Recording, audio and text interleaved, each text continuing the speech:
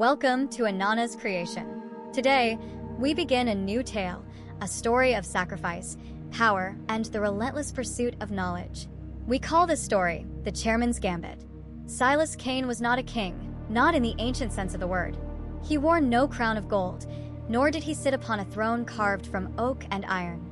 His kingdom was one of concrete, glass, and shimmering data streams that flowed like digital rivers through the heart of a global empire. His throne was a minimalist chair of leather and steel, perched 77 floors above the sprawling metropolis, in the silent, sterile heart of his corporate fortress, a place the inner circle called Ethelgard. From this vantage point, Silas saw everything. He was the chairman, the architect, the All-Father of Cain Industries, a behemoth that touched every facet of modern life, from communication technologies to advanced bioengineering. His two sons were his anointing princes. Cole, his eldest, was the rock, strong, dependable, and a pillar of the company's public image, embodying its strength and reliability. Then there was Liam, his younger, adopted son. Liam was brilliant, mercurial, and unpredictable, a force of creative disruption whose loyalty was as fluid as his genius. But recently, Silas's vision had turned inward, haunted by whispers of a future he could not control.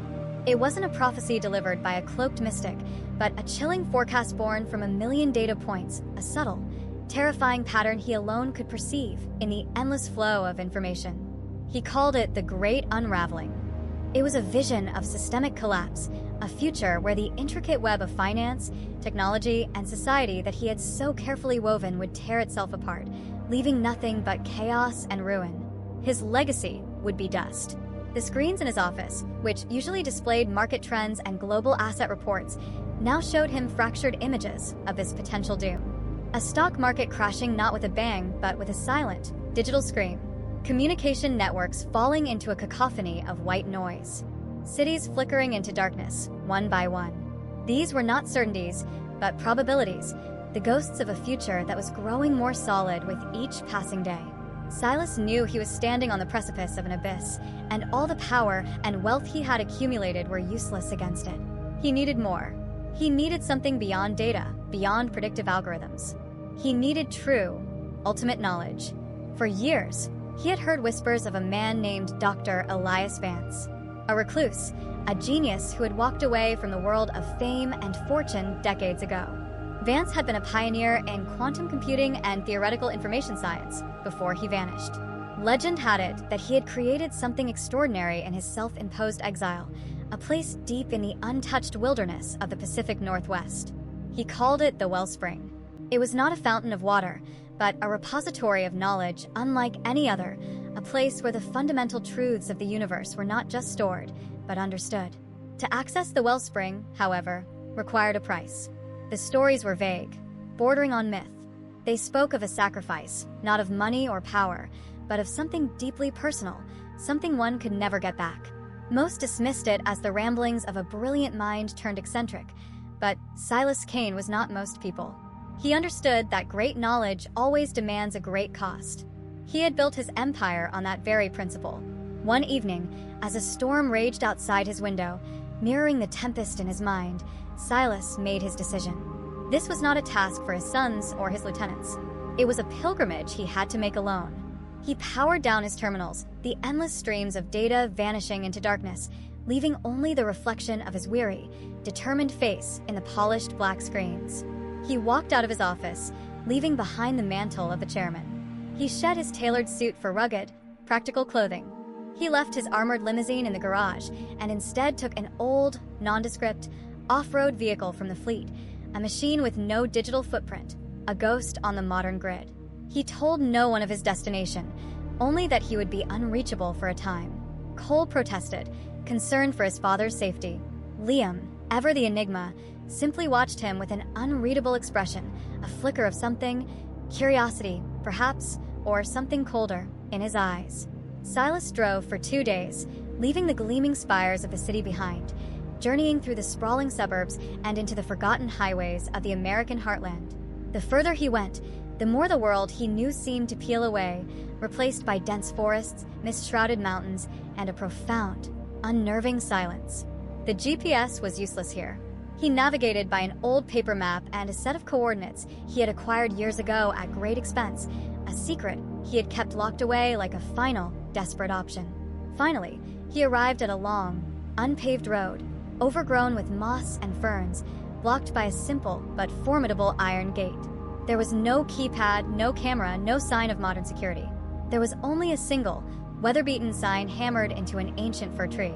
It read, "Knowledge has a price. Consider if you are willing to pay it before you knock." This was the place, the entrance to the domain of Elias Vance. Silas Kane, the man who had everything, the All-Father of a modern dynasty, stepped out of his vehicle into the damp, cold air. The scent of pine and wet earth filled his lungs. He was no longer a chairman or a billionaire. He was just a seeker, a desperate man standing before the gates of a modern oracle, ready to bargain for the knowledge that might save his world. He walked to the gate, raised his hand, and knocked. The heavy, resonant sound echoed through the ancient woods, a lonely summons in the vast, quiet wilderness. He waited, knowing that the journey he had just completed was merely the first, and perhaps the easiest, step of the ordeal to come. The true test was about to begin. The sound of Silas's knock faded into the oppressive silence of the forest, absorbed by the ancient trees and damp earth. For a long moment, nothing happened. There was no buzz of an intercom, no whir of a camera turning to watch him. Silas felt a flicker of doubt. Had he come all this way for nothing? Was this just the abandoned home of a long-gone eccentric? Then a voice, smooth and disembodied, emanated not from a speaker, but from the very air around the gate. It was calm, resonant, and held the weight of immense intellect. "The sign is not a suggestion," the voice stated, without preamble. "It is a diagnosis. State what you have come here to lose." Silas was taken aback. He had expected a negotiation, a challenge of wits, or a demand for payment. This question was different. It was philosophical, a surgeon's probe aimed at the heart of his motive. He was Silas Kane. He didn't lose. He acquired, he conquered, he built.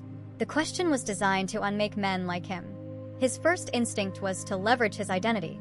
"I am Silas Kane," he began, his voice carrying the authority that swayed boardrooms and bent markets to his will. The voice cut him off, not rudely, but with the finality of a closing door. "Names are labels for the things we own. They are the first things you lose here. I did not ask who you are. I asked what you are prepared to give up. Answer the question, or the road back is just as long as the road here." Silence returned, heavier this time. Silas stood before the iron gate, stripped of his power, his name rendered meaningless. He was just a man facing a choice. What was he willing to lose? His wealth? It was useless here. His company? It was the very thing he was trying to save. He thought of the great unraveling, the silent, terrifying collapse he saw coming. He thought of the certainty with which he had always led his life, the unwavering belief in his own vision that had built his empire. And in that moment of raw honesty, he found his answer.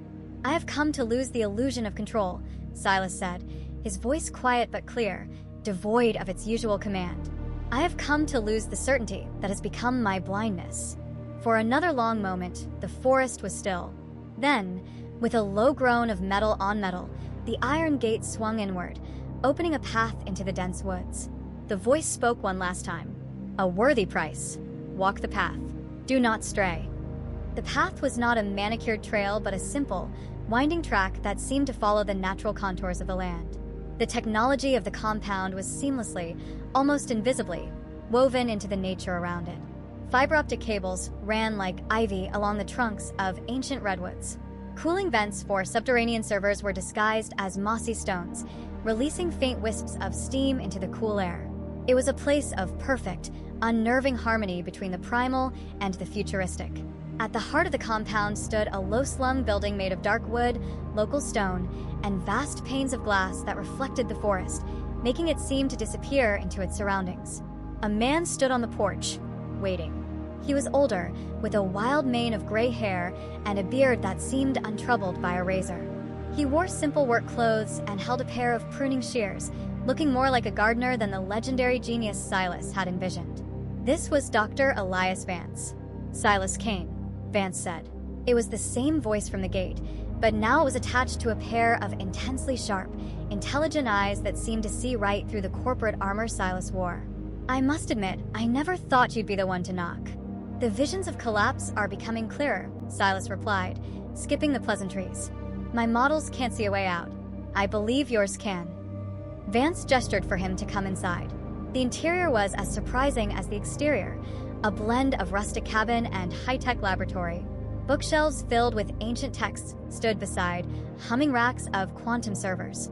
A simple wooden table was surrounded by holographic displays that shifted with complex, beautiful data patterns. Your visions, as you call them, Vance began, turning to face Silas, are just the echoes of a system eating itself. You build a world on the premise of infinite growth on a finite planet, on a network of dependencies so fragile that a single thread breaking can unravel the whole tapestry. You don't need a prophet to see the end of that story. You just need to have read the first chapter. I didn't come here for a lecture on my life's work, Doctor, Silas said, his voice tight. I came for a solution. I came for the wellspring. Vance let out a short, dry laugh. The wellspring isn't a search engine, Mr. Kane. You don't type in a question and get an answer. It is a confluence, a place where information is so dense, so deeply interconnected, that it becomes a kind of consciousness. It shows you everything, not just what is, but what could be, every possible path, every outcome, all at once. He walked over to a simple, unadorned door at the back of the room. To drink from it, as the old myths would say, is to link your own consciousness to that system. The human mind isn't built for that kind of input. Most who try are shattered by the sheer scale of it. They are left as empty vessels, lost in a sea of infinite possibility. But not all, Silas countered. The legends say it is possible for a price. Ah, yes, the price. Vance's sharp eyes fixed on Silas's. Odin, the All-Father of a much older story, gave up an eye to drink from the well of Mimir. A physical sacrifice for cosmic sight. A fair trade, wouldn't you say? But the price the wellspring demands is more profound.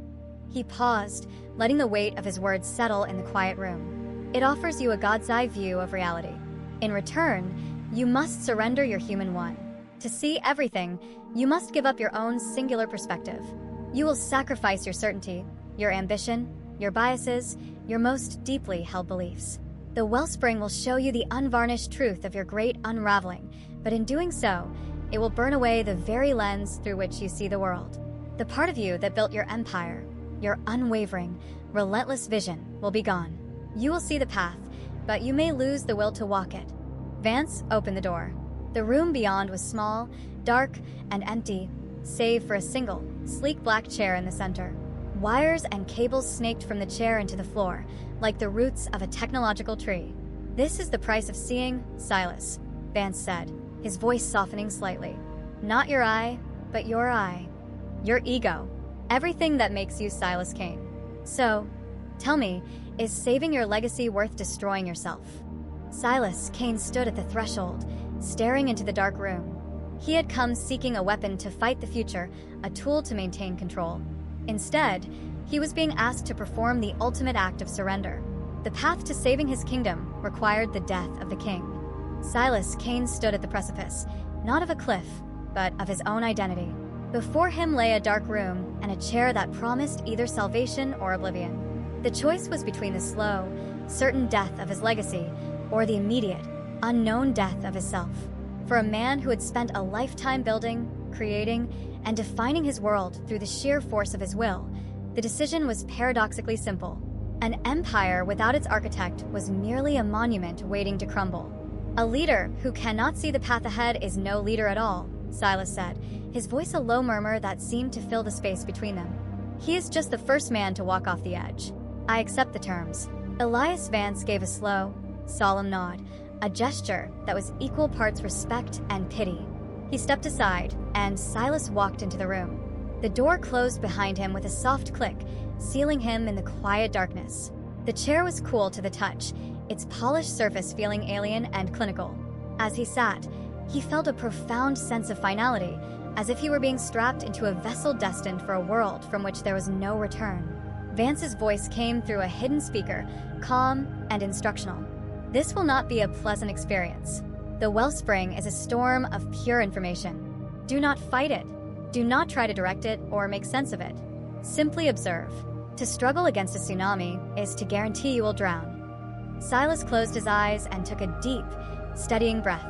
He heard a faint click as minimalist interfaces, cool and metallic, extended from the chair's headrest and attached themselves to his temples.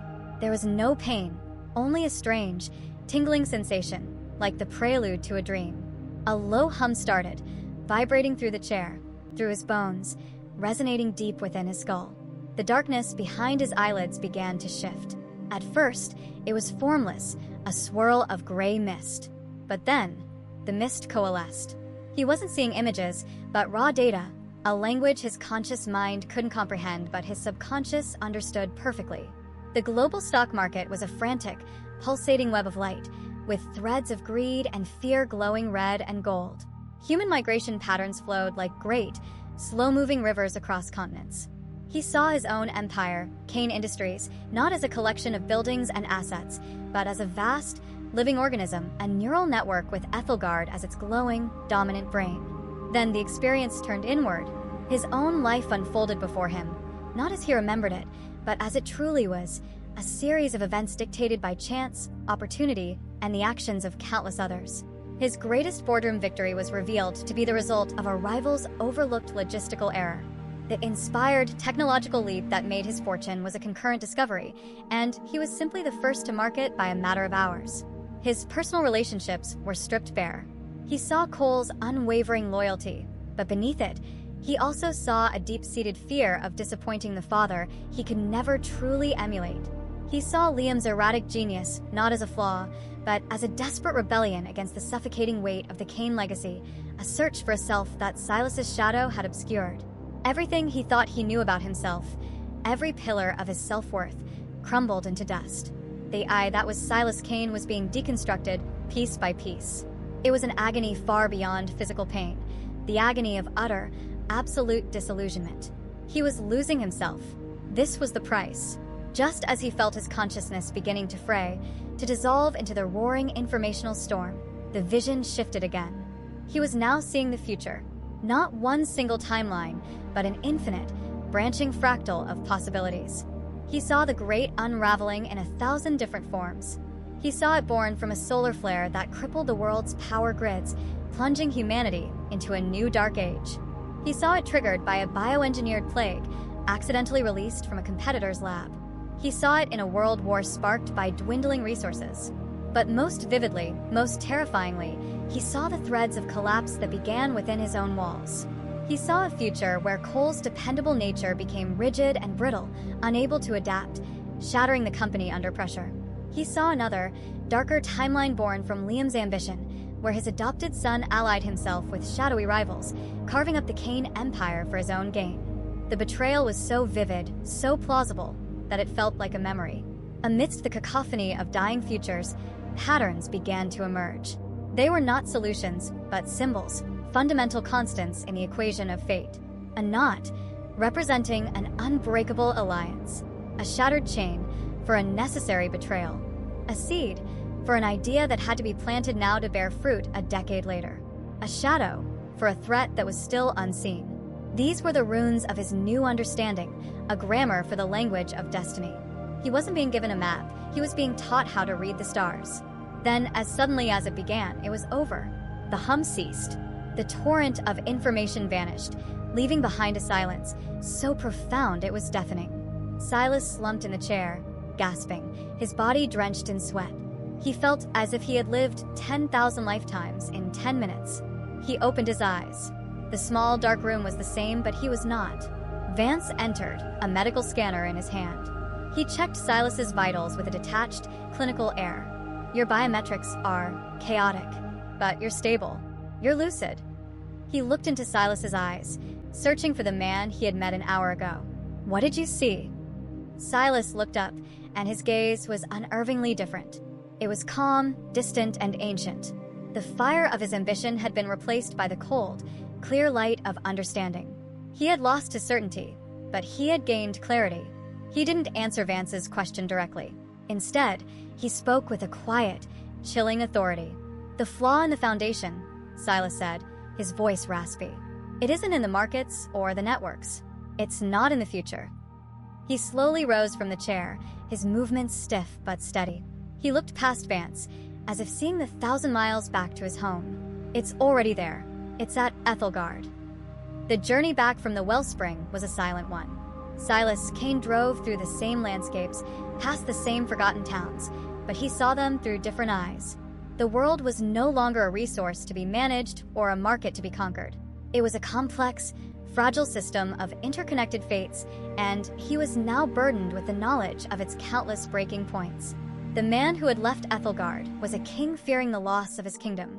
The man who returned was a ghost, already mourning a world that hadn't yet died. He arrived at the subterranean entrance to Ethelgard in the dead of night. The security systems, designed to recognize his biometrics, his gait, his very heartbeat, paused for a fraction of a second, as if struggling to reconcile the man it saw with the data it held. The Silas Kane in its memory was a creature of sharp, decisive movements and a core temperature fueled by ambition. This new version was unnervingly calm, his steps measured, his internal fire banked to a cold, steady ember. His sons were waiting for him in his penthouse office, the panoramic view of the sleeping city spread out behind them like a blanket of captured stars. Cole rushed forward, his face a mask of relief and concern. "Father, you're back. We were worried. Where have you been? Are you all right?" Liam hung back, leaning against the edge of Silas's massive obsidian desk, his arms crossed. His sharp eyes missed nothing. He wasn't looking for reassurance. He was analyzing, searching for the change he knew he would find. Silas looked at his eldest son, and for the first time, he saw not just the loyal heir, but the pillar from his vision, strong, essential, but dangerously inflexible. He saw the future where Cole's refusal to bend would cause the entire structure to shatter. "I am fine, Cole," Silas said, his voice quiet, lacking its usual resonant power. The trip was illuminating. He then turned his gaze to Liam. In his adopted son, he saw the shadow, the agent of chaos, the potential betrayer, but also the catalyst for necessary change. The wellspring had shown him the timeline where Liam's ambition led to ruin, but it had also hinted at others, where that same ambition, properly channeled, could sever a diseased limb to save the body. "You've changed," Liam stated. It wasn't a question. "Knowledge changes a man," Silas replied, his gaze sweeping over the office he had built, the throne room of his empire. It all seemed so temporary now, a stage for a play whose tragic ending he had already witnessed. It clarifies what is important. In the days that followed, the change in Silas Kane sent ripples of confusion throughout Ethelgard. He was a phantom in his own company. He no longer presided over daily board meetings. He ignored quarterly profit reports. Instead, he spent his time in the company's vast digital archives, reviewing old projects, forgotten research papers, and personnel files dating back decades. He was an architect walking through a completed building, tapping on the walls, listening for the hollow spaces, the hidden fractures in the foundation.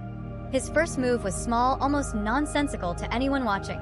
He summoned the head of human resources, a woman named Evelyn Reed, a veteran of the company who had been relegated to a largely ceremonial role for years. "Evelyn," he began, pulling up a file on his desk's holographic display. "I want you to reactivate the Prometheus Initiative, effective immediately." Evelyn blinked, stunned. "Sir? The Prometheus Initiative was a philanthropic educational fund. We shut it down over a decade ago. It was a financial drain." "It was a seed," Silas corrected her gently. "We were planting trees without knowing we would one day need the shade. I want you to find every student who was ever a recipient of that fund. Every single one. Track their careers. I'm not interested in the ones who became CEOs or senators. I want the quiet ones. The teachers, the researchers, the community organizers. The ones who chose service over status. Compile a list. I want to know where they are and what they're doing." His request was bizarre. In a company obsessed with the future, with the next quarter, the next innovation, Silas was looking into the distant past at a failed charity project. Evelyn left his office bewildered, but, like everyone at Kane Industries, she obeyed the All-Father's command. That evening, Cole confronted him. "Father, I don't understand. Reactivating Prometheus? Pulling analysts off the European market expansion to search for teachers? What are you doing? The board is getting nervous." Silas looked out the window, his reflection a faint outline against the city lights. He was thinking of one of the symbols he'd seen in the wellspring, the seed, an idea that needed to be planted now to bear fruit in a decade. He was no longer trying to prevent the storm. He was planting the forest that would survive it. Cole, he said, turning to face his son. You've spent your life learning how to fortify the castle walls. It's a noble and necessary skill. He paused, his gaze becoming distant. But I have seen the enemy, and it is not an army that will lay siege from the outside. It is a rot that will rise from within. And you cannot fight rot with stone walls. You fight it by cultivating a stronger garden. Cole stared at his father, hearing the words but not grasping the meaning. He saw a man speaking in riddles, a mind unmoored from the logic and reason that had built their world. He saw a father he no longer recognized, and it frightened him more than any market crash ever could. As he left the office, Liam slipped in, a curious, almost predatory smile on his face. The old man is clearing the board, Liam mused, more to himself than to Silas. Making way for a new game. This should be interesting. Silas watched him, his face an unreadable mask. He had made his first move. He had planted his seed. Now, he had to tend to the pillar and the shadow, his two sons, the twin pillars of a future he was desperately trying to rewrite. One of them would be the key to salvation, and the other, the agent of his carefully orchestrated betrayal. The wellspring had shown him the paths, but it hadn't told him which was which. That was a truth he would have to uncover himself. Silas Kane's new world was one of echoes and probabilities. As he walked the silent, pristine corridors of Ethelgard, he could almost see the ghosts of dead futures flickering at the edge of his vision. He saw the timeline where a promising new energy division collapsed into bankruptcy because of a single, flawed patent. He saw another where a key executive's personal scandal shattered investor confidence. But one vision, one path to the great unraveling, was brighter and more immediate than the others. It was a threat that wore the face of progress. The threat was a company called Helios Dynamics and its charismatic, reckless CEO, Julian Croft. Croft was the darling of the tech world, a showman who promised to revolutionize global communication with his new venture, Project Chimera. It was a decentralized, satellite-based network that promised free, untethered access to information for everyone. The world saw a visionary. Silas, thanks to the harrowing clarity of the wellspring, saw an arsonist holding a match over a field of dry tinder. He had seen the core architecture of Chimera in his vision. It was brilliant, but fundamentally unstable. He had seen it fail, not with a whimper, but with a catastrophic bang, creating a digital contagion that would cascade through the world's interconnected systems, bringing them all down in a matter of hours. He couldn't go to the world and tell them he'd had a vision. They would call him a madman. He couldn't use his company's resources to launch a direct corporate assault. Helios was too popular, and such a move would be seen as anti-competitive and monopolistic. He had to act like a surgeon, not a butcher. He had to isolate the disease and cut it out of the system before it could spread. To do this, he would use the first rune, the first principle he had learned, severance.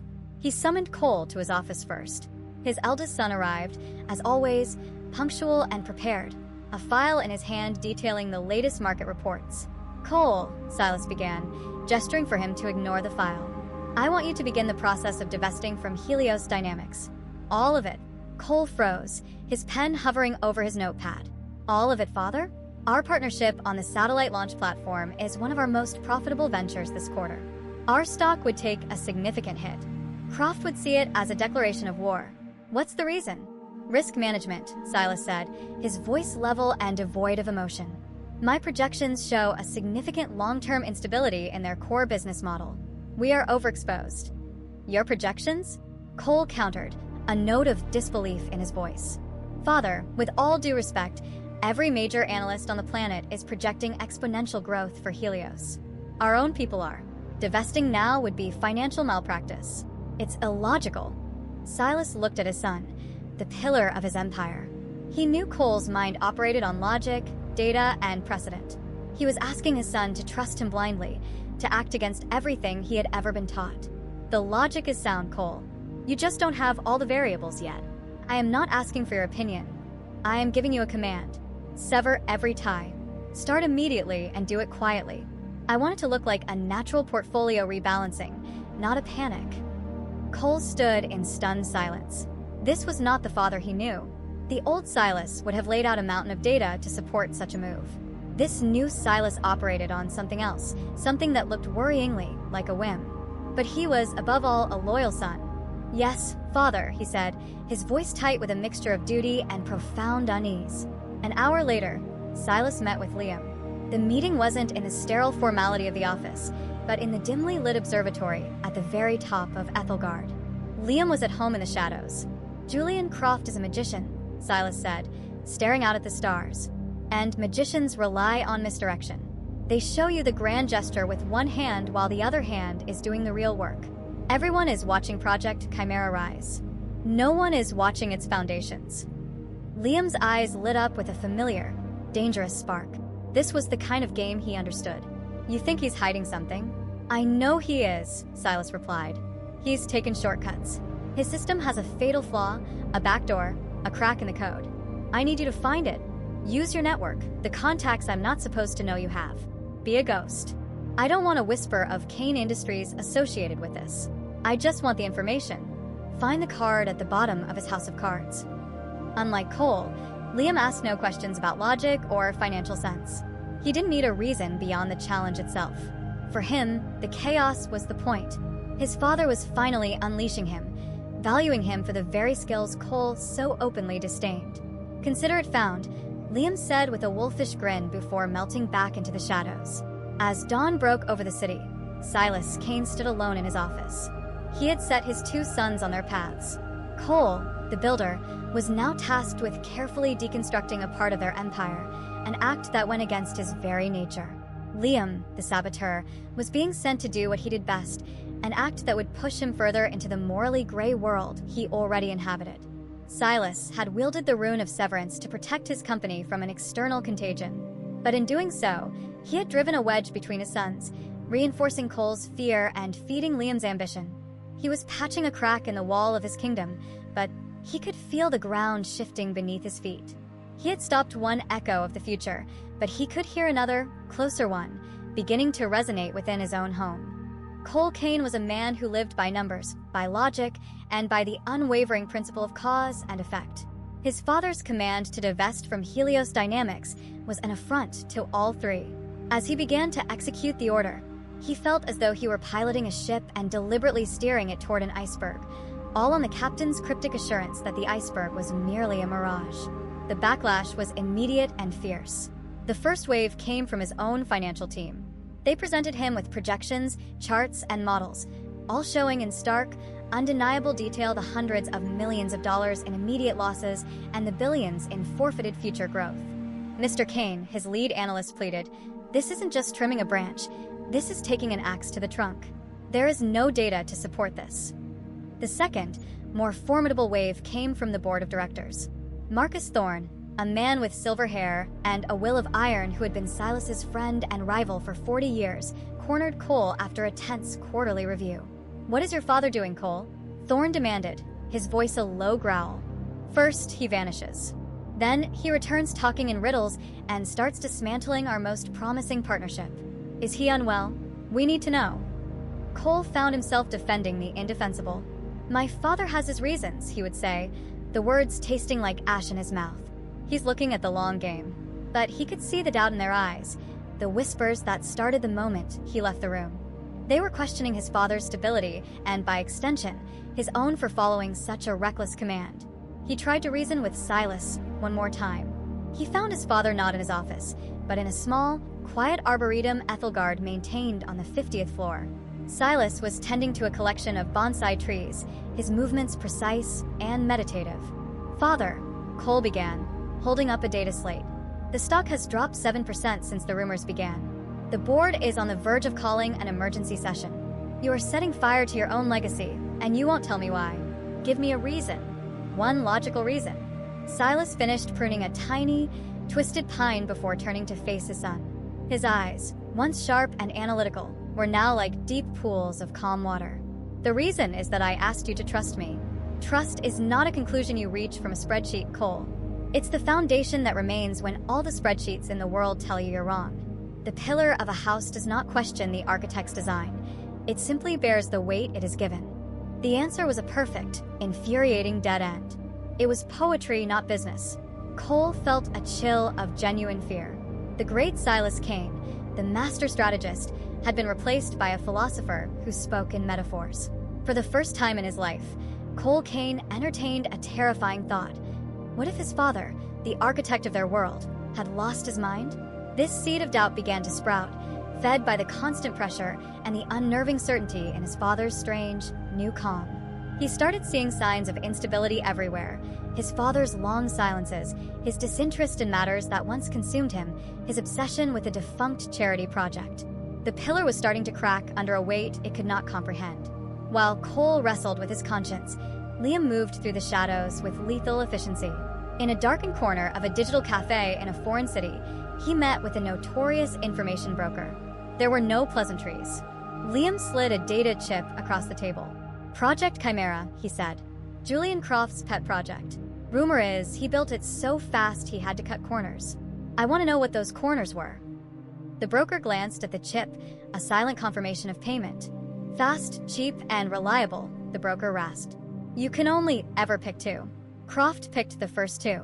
I'll find the ghosts in his machine for you.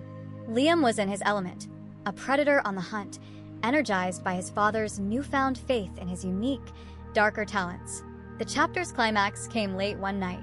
Cole sat alone in his office, the city lights below blurring into a meaningless pattern.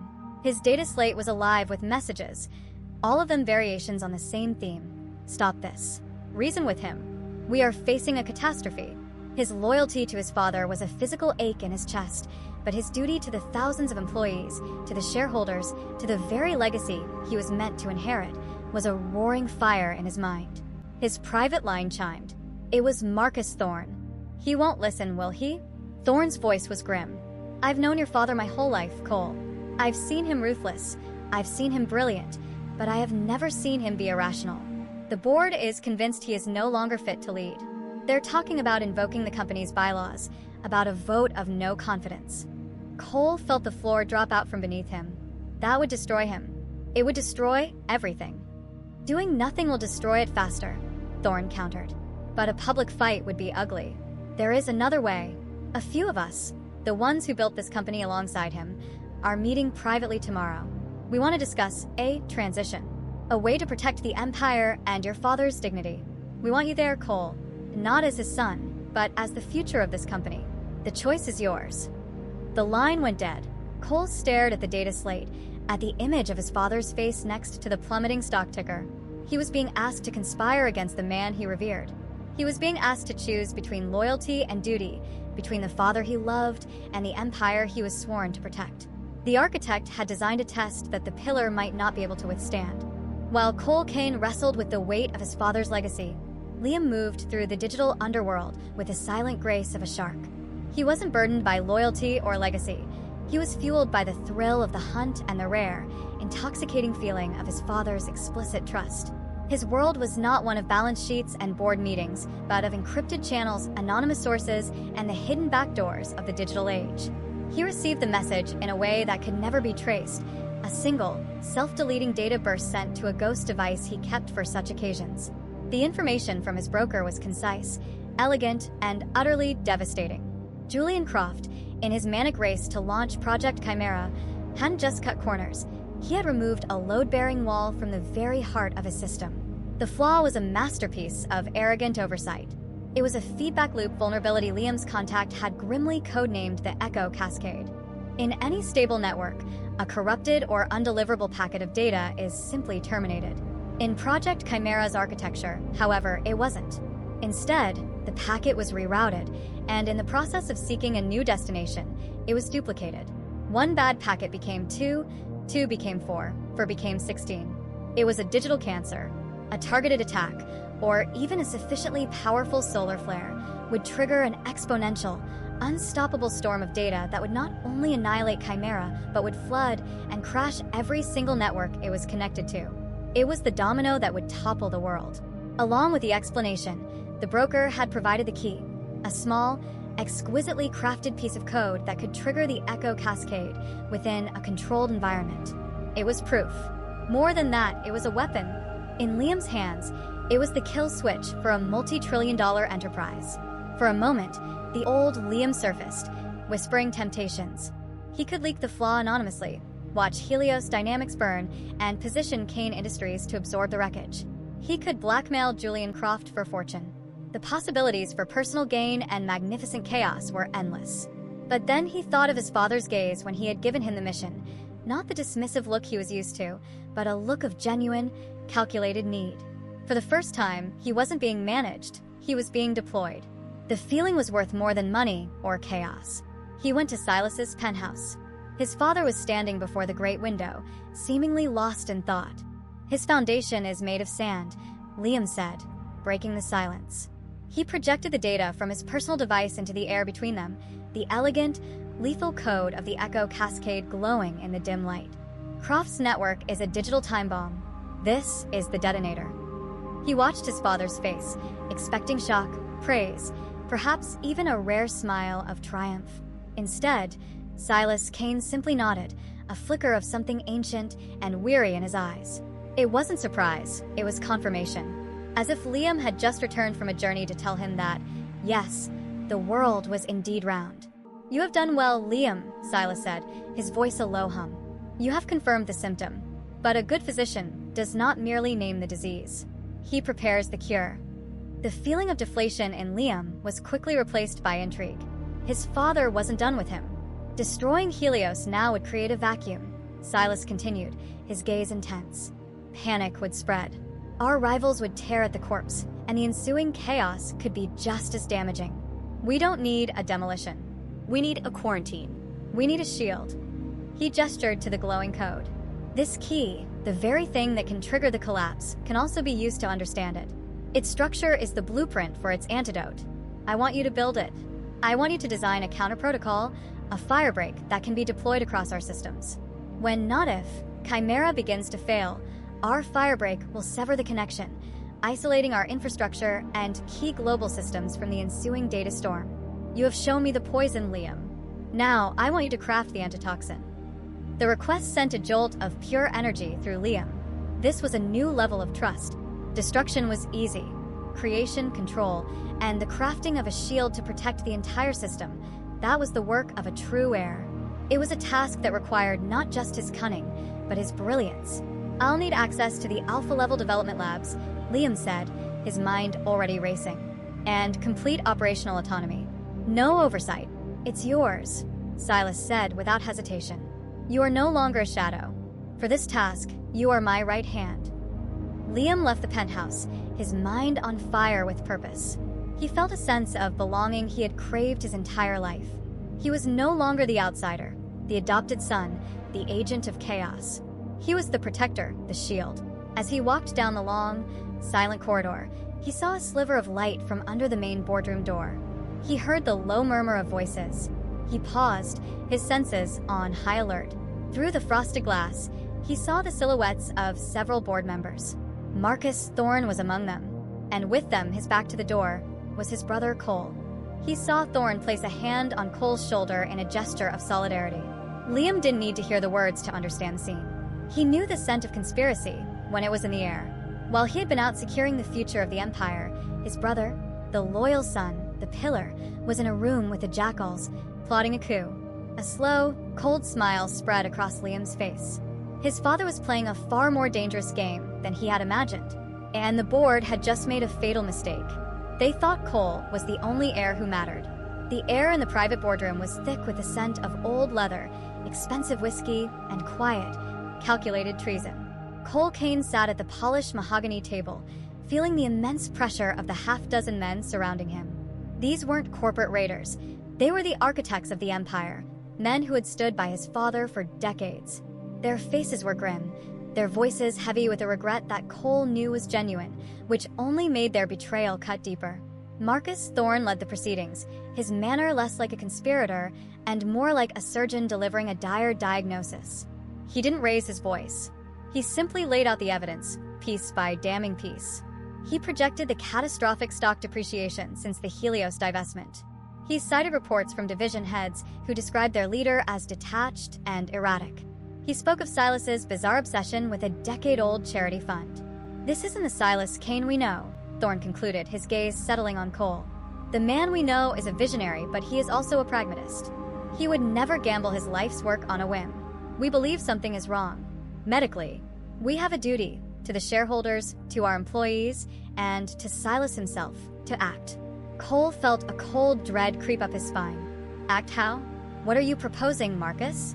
Thorn slid a leather-bound document across the table. It's a clause in the corporate bylaws. Section 8, Article 4.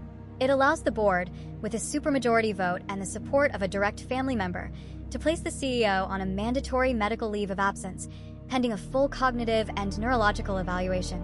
It's designed for this exact unfortunate scenario. The room fell silent. This was it. The coup, wrapped in the language of concern. They weren't proposing to fire his father. They were proposing to clinically, quietly, and completely remove him from power. You would need a family member's support, Cole said, his voice barely a whisper. You mean me? We need you to lead, Cole. Another board member, an old family friend named Henry, chimed in gently. If you initiate this, it's seen as the family taking care of its own. It's a tragedy, but a dignified one. If we are forced to move without you, it becomes a hostile, public battle that will tear this company in two and humiliate your father. We don't want that. They were trapping him. They were offering him a choice between two different kinds of betrayal. He could join them and betray his father's trust, or he could refuse and betray his duty to the company, likely triggering a public war that would hurt his father even more. They were asking him to burn the village to save it. And then came the final, brutal turn of the screw. We would, of course, need an interim CEO, Thorn said, his eyes locking with Cole's. Someone with the name, the experience, and the steady hand to calm the markets and reassure the board. The vote would be unanimous. For you, Cole. The crown was being offered to him on a silver platter. Everything he had worked for his entire life. The respect, the authority, the final ascension to his father's throne was his for the taking.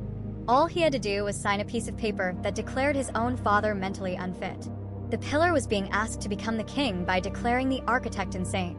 No, Cole said, the word coming out sharper than he intended. I won't do it.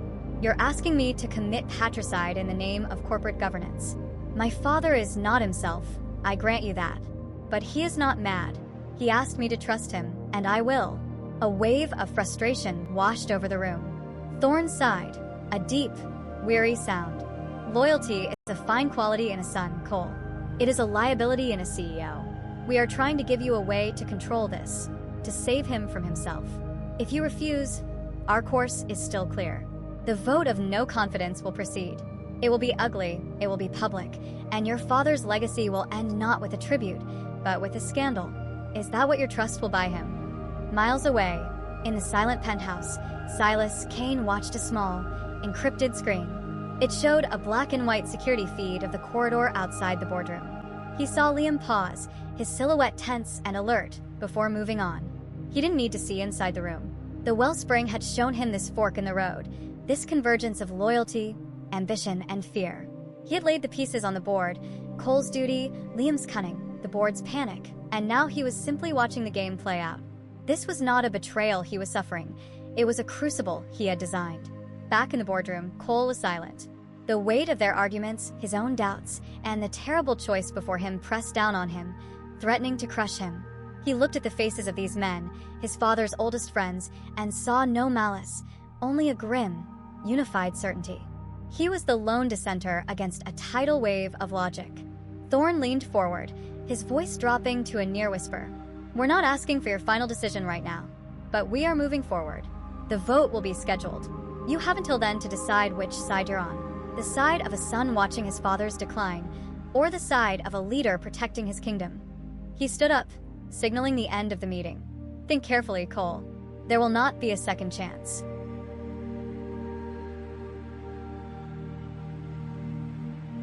Cole Kane walked out of the boardroom feeling as though he'd aged a decade. The proposal from Thorn and the others wasn't just a document. It was a physical weight, a burden that seemed to curve his shoulders and shorten his breath.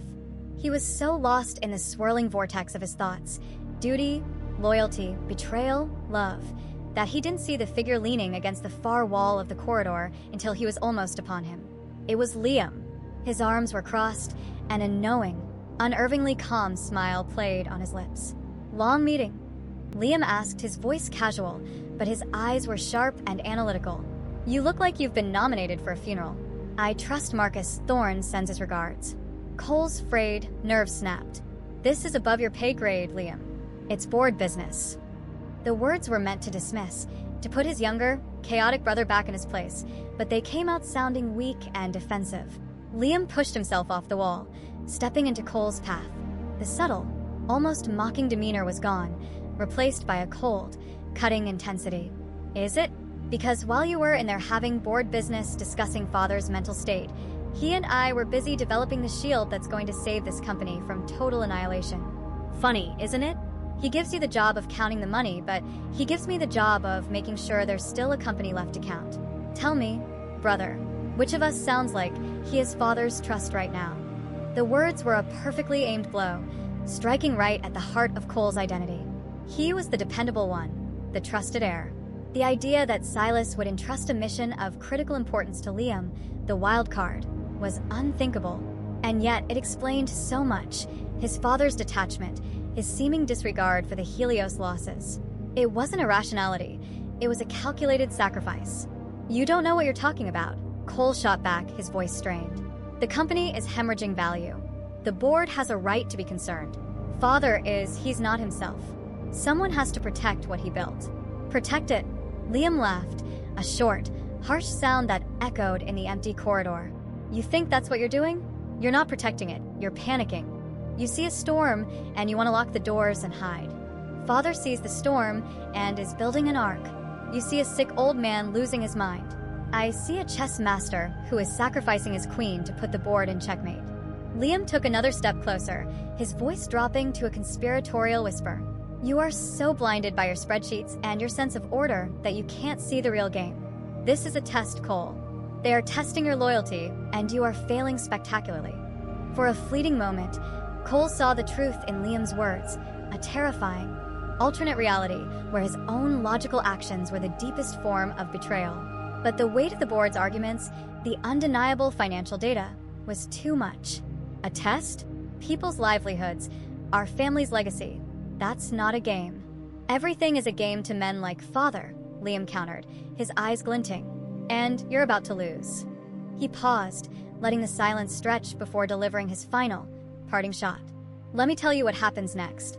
You sign their document. You become the dutiful son, the hero who stepped in to save the company from his ailing father. You feel sad, but you tell yourself it's for the best. A month from now, Marcus Thorne will find a reason, a minor market slip, a personnel dispute, to declare that you're not ready for the top job after all. He'll step in for the good of the company. You will have sold your loyalty for a crown, only to discover it was made of paper. You will have betrayed our father for absolutely nothing." Liam didn't wait for a response. He turned and walked away, his footsteps echoing down the hall, leaving Cole alone with the venomous seeds of doubt he had so expertly planted. Cole stood frozen, the foundations of his reality shaken to the core. He was now caught between two impossible narratives. The first, from Thorne, was a logical, if tragic, story of a great man's decline and the son's duty to step in. The second, from Liam, was a Machiavellian tale of a brilliant strategist testing his sons, with the board as unwitting pawns. Which was the truth? Who was using whom? His private phone buzzed in his pocket, pulling him from his paralysis. It was a text message from Marcus Thorne. "The preliminary proxy votes are in. We have the supermajority. All we're missing is your signature. It's time to choose, Cole." He looked down the empty corridor where Liam had vanished, then back toward the boardroom where his father's oldest friends had just plotted his demise. He was standing at the epicenter of the rot his father had warned him about, a rot that now had a face, a name, and a formal proposal waiting for his approval. The weight of the crown was crushing him, and he hadn't even worn it yet. While Cole Kane stood frozen at his personal crossroads, Silas was in motion. He was not a king waiting for a verdict in his own castle. He was the architect of the castle, and he knew the location of every secret passage and every load-bearing wall. The wellspring hadn't just shown him the future, it had shown him the levers of causality, the precise points where the smallest pressure could redirect the flow of destiny. The board's conspiracy was not a threat to be endured, but a variable to be exploited. It was time to introduce a new rune into the equation: revelation. He sat not in his grand penthouse office, but in the quiet solitude of the Ethelgard archives. Before him, on a holographic display, was the end result of Evelyn Reed's diligent work, the Prometheus list. It was a mosaic of faces, a collection of lives scattered across the globe, all unknowingly connected to him by a thread of gratitude woven decades ago. There was a network theorist in Berlin, a crisis response logistician working for a global NGO, and a freelance investigative journalist in Seattle named Alana Finch, known for her integrity and her talent for unraveling complex corporate lies. They were his seeds, planted long ago, now grown into a forest he could use for cover. His first move was aimed at the external threat. He took the elegant, lethal code Liam had procured, the key to the Echo Cascade, and embedded it in an encrypted, anonymous data packet. He didn't send it to a government agency or a market regulator. That would lead to committees, delays, and political maneuvering. He sent it to one person, Alana Finch. The packet contained the code, a technical breakdown of the flaw, and a simple, unsigned message. The world's biggest magic trick is about to go wrong. Here's how they're doing it. You know what to do. He had just given a loaded gun to the one person he knew would not use it to rob a bank, but to expose a murderer. Julian Croft's downfall would now not be an act of corporate sabotage, but a matter of public record. His second move was aimed at the rot within. He knew about the board's impending vote. He knew they had Cole trapped. To save his son, he had to invalidate the choice itself. He had to change the entire game board. He accessed the company's primary communication channel and drafted a message. It was a summons for an emergency meeting of the board of directors, effective in 12 hours, preempting the secret meeting Thorne had been planning. The summons went to every board member, including Marcus Thorne. It went to Cole, and it went to Liam. The subject line was a declaration of war against the status quo. Emergency session, the future of Kane Industries, and the formal launch of the Aegis Initiative. The attached memo was a bombshell designed to render the board's current concerns obsolete. It was a strategic directive, personally authored by Silas. It announced a radical pivot in the company's direction. It stated that, based on his own deep-level analysis, the entire high-stakes tech sector had become a house of cards, and Kane Industries would no longer participate in its inevitable collapse. Effective immediately, the company would begin a phased divestment from its most volatile and profitable divisions. In their place, it would fund a new, overarching project, the Aegis Initiative. The initiative's goal was not profit, but resilience. It would focus on reinforcing global infrastructure, power grids, communication networks, supply chains against the very kind of systemic collapse that Project Chimera represented. It was a move away from building things that were fast and cheap toward building things that were meant to last. To lead this initiative, he wasn't appointing an internal executive. The memo named his preliminary advisory council, the network theorist from Berlin, the logistician from the NGO, the seismologist from his Prometheus list.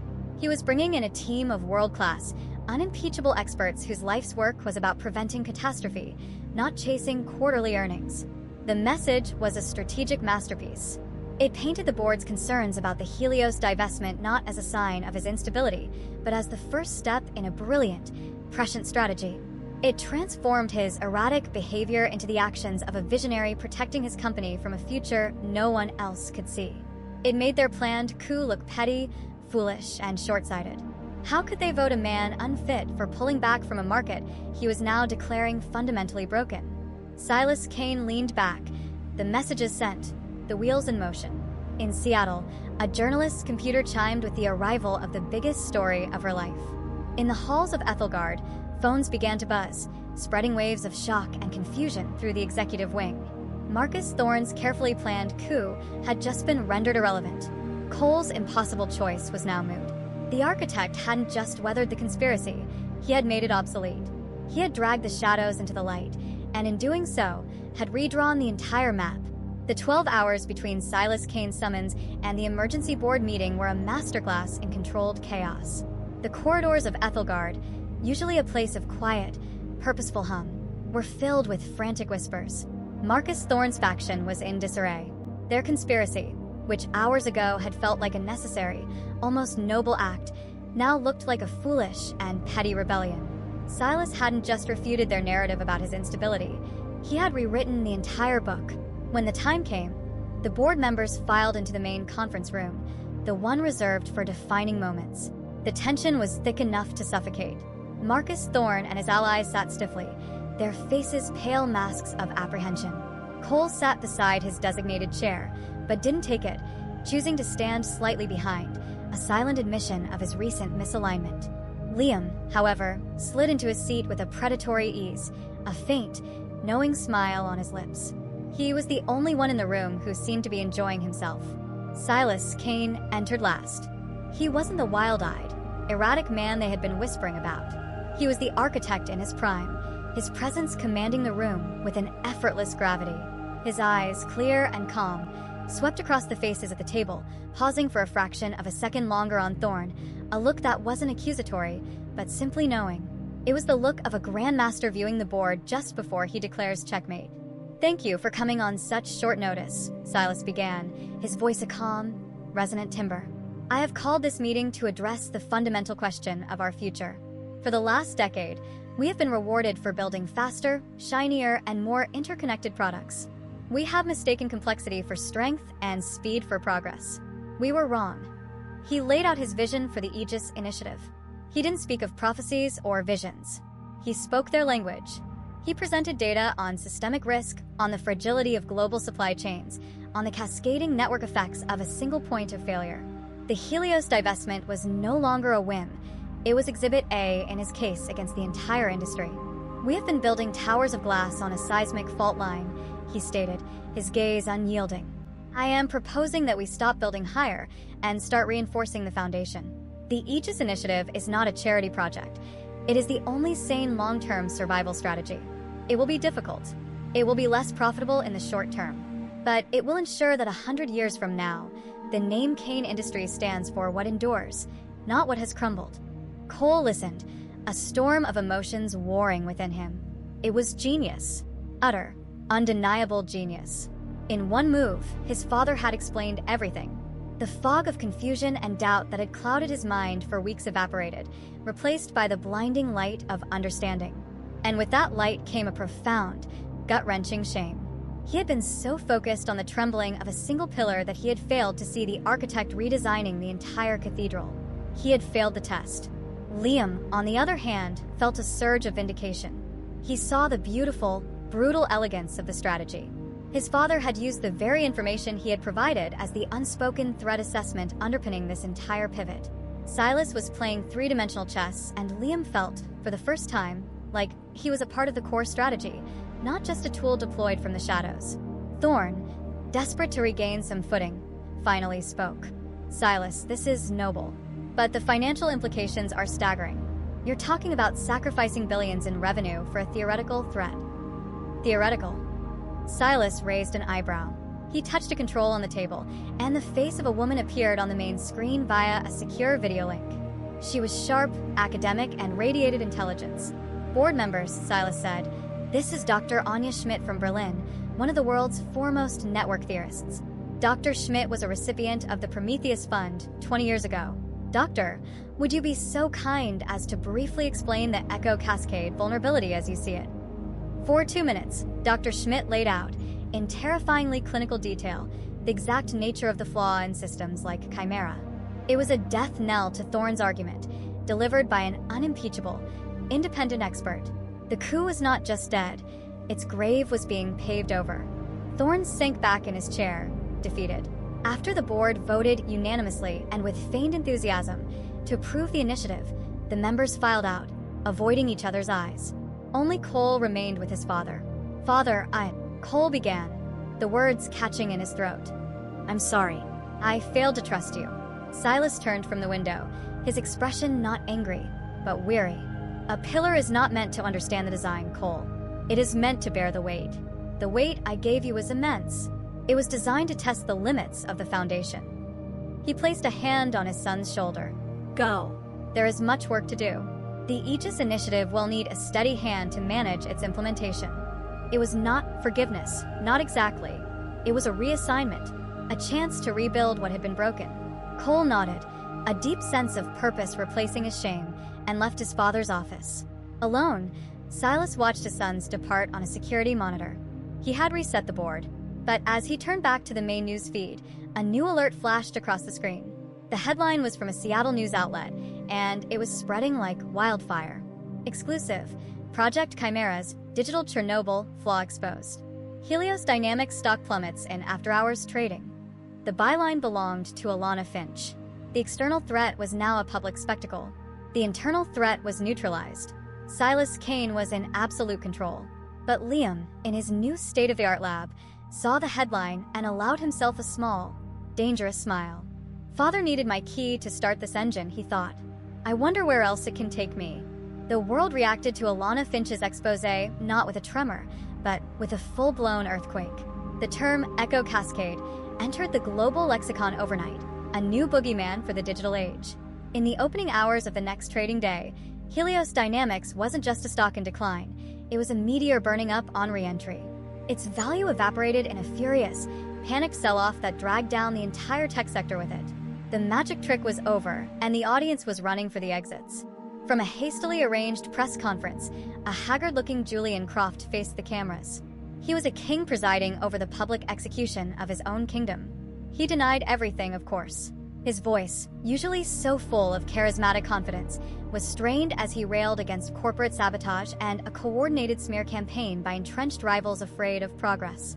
But his words were drowned out by the roar of the collapsing market. He was a ghost at his own funeral. In the pristine, climate-controlled calm of Ethelgard, the chaos felt a world away. Kane Industries was an island of stability in a raging sea. Having already severed all ties with Helios, the company was insulated from the crash. Silas Kane was no longer a subject of worried whispers. He was lauded as a prophet. Financial news networks ran segments praising his unflinching foresight, his almost supernatural ability to see around the corner.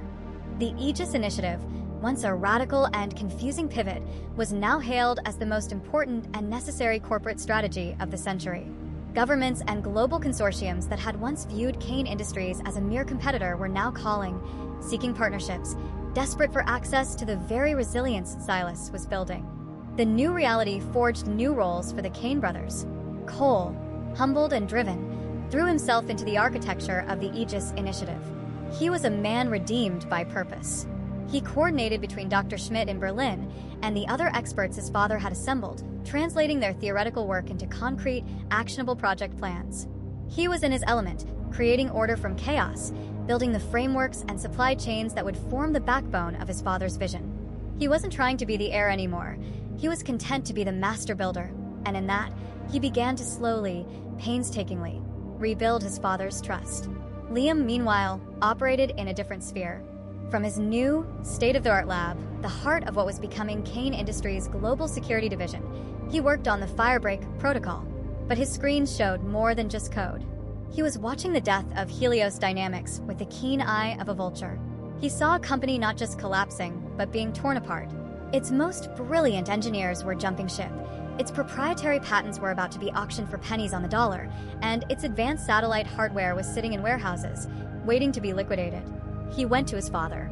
"The world is terrified of the next Helios," Liam began, his tone measured and strategic. "The Aegis Initiative is the shield.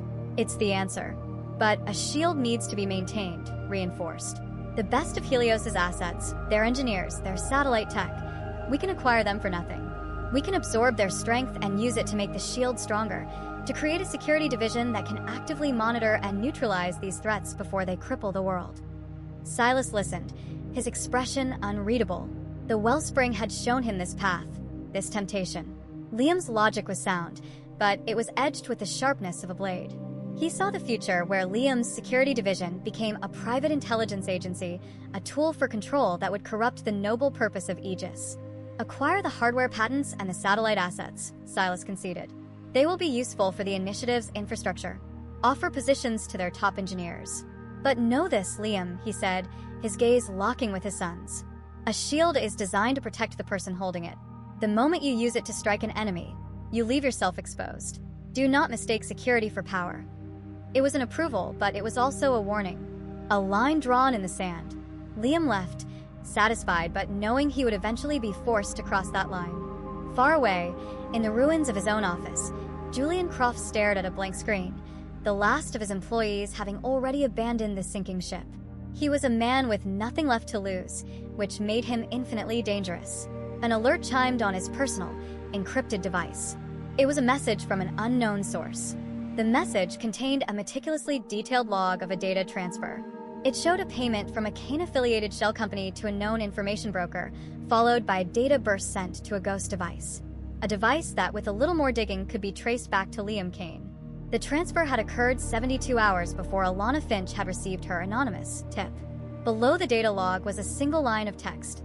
They gave your executioner the axe. We can tell you who paid for it. Let's talk. Julian Croft's empty eyes slowly filled with a new and terrible light. His grief was being replaced by a focused, burning rage. He didn't know who the message was from, but he knew what they were offering him. It wasn't redemption. It was revenge.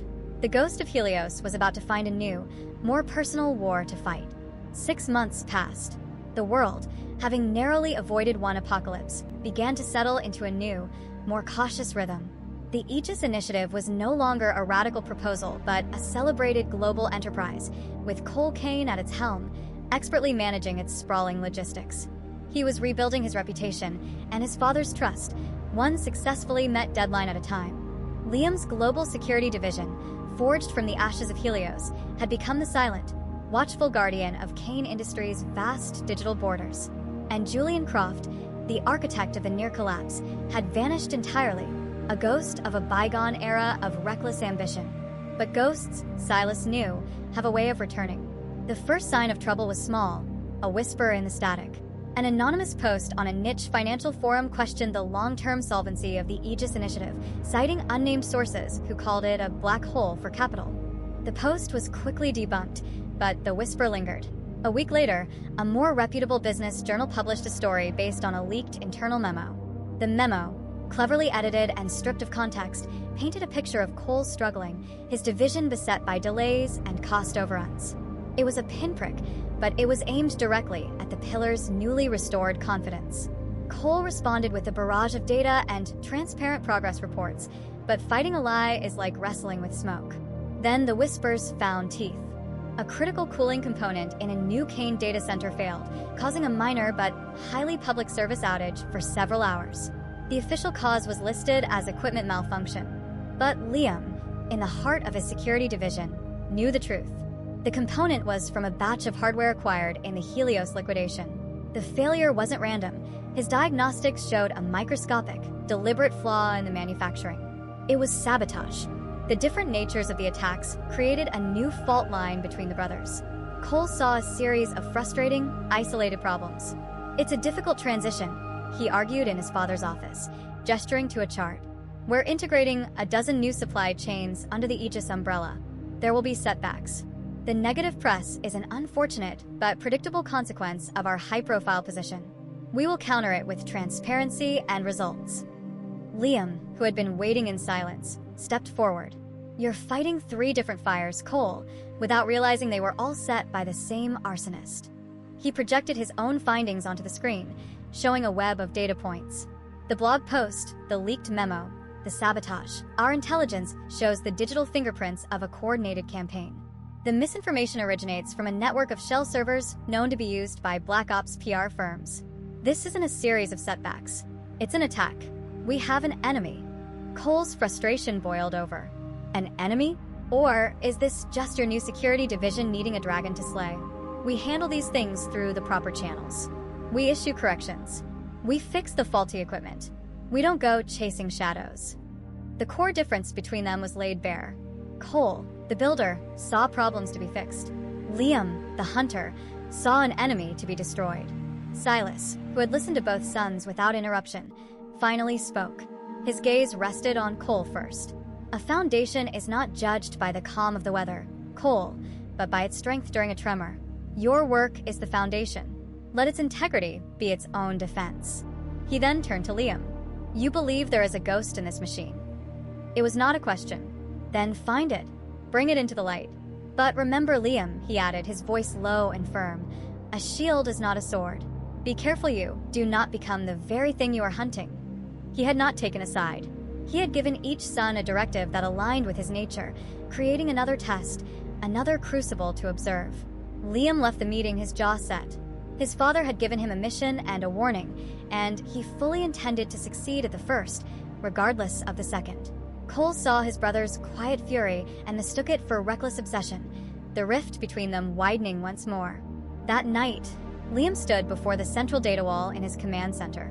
His team, a collection of the best cyberforensics experts in the world, had followed the digital breadcrumbs. The shell servers, the ghost accounts, the encrypted money transfers, they all led back to a single, shadowy nexus, a boutique reputation management firm operating out of a discreet office in Brussels. The firm had no public client list, but its name was whispered in circles of corporate espionage. It was a den of professional saboteurs. It was a tangible target. Liam stared at the satellite image of the innocuous Brussels office building. He finally had a face for the ghost that was haunting his family. His father had told him to find it and bring it into the light. But Liam knew that some ghosts don't come willingly. Sometimes, the hunter has to walk into the darkness to drag them out.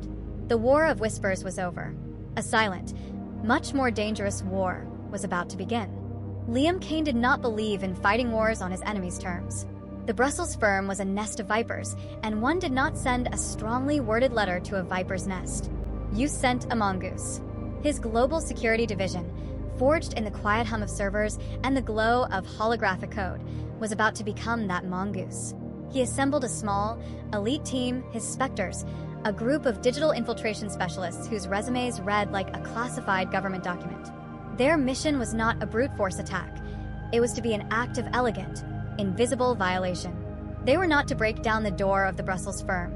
They were to become a draft under it, a whisper in its wiring. The operation began not with a bang, but with a targeted, perfectly crafted spear-phishing email sent to a mid-level project manager at the firm.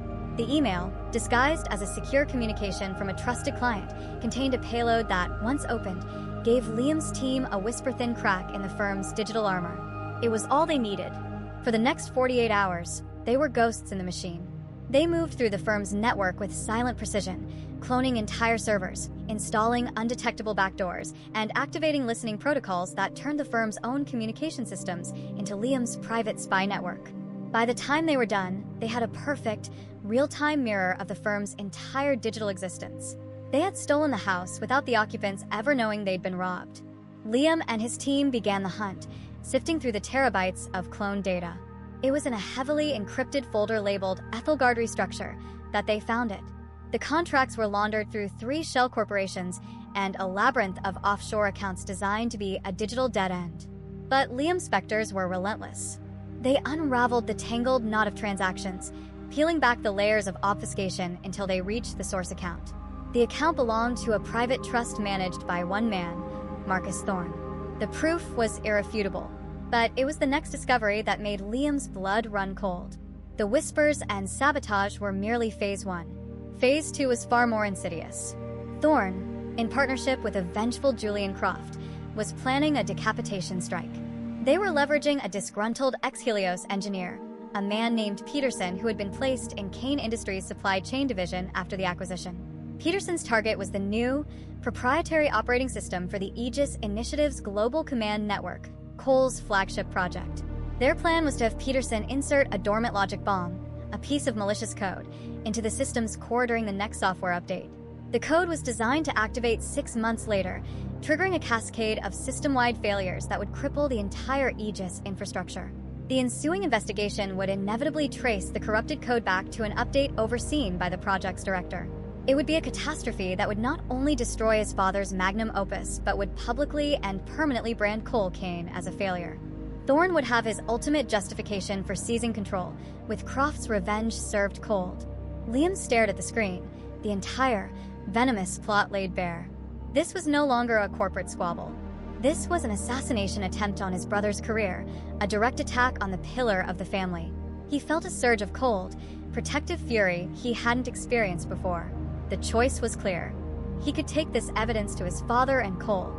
He could expose Thorne, have Peterson arrested, and unite the family against the common enemy. It would be the safe, logical, Cole thing to do. But his father's words echoed in his mind. Find the ghost. Bring it into the light. Bringing a ghost into the light doesn't mean telling everyone you saw it. It means trapping it, binding it, and stripping it of its power to haunt.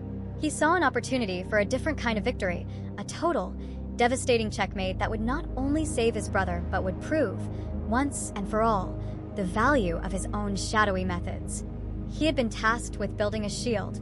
He was about to show its true potential. Liam looked at the 2 files on his main display, the undeniable proof of Thorne's conspiracy, and the technical specifications of the logic bomb aimed at his brother. He made his decision.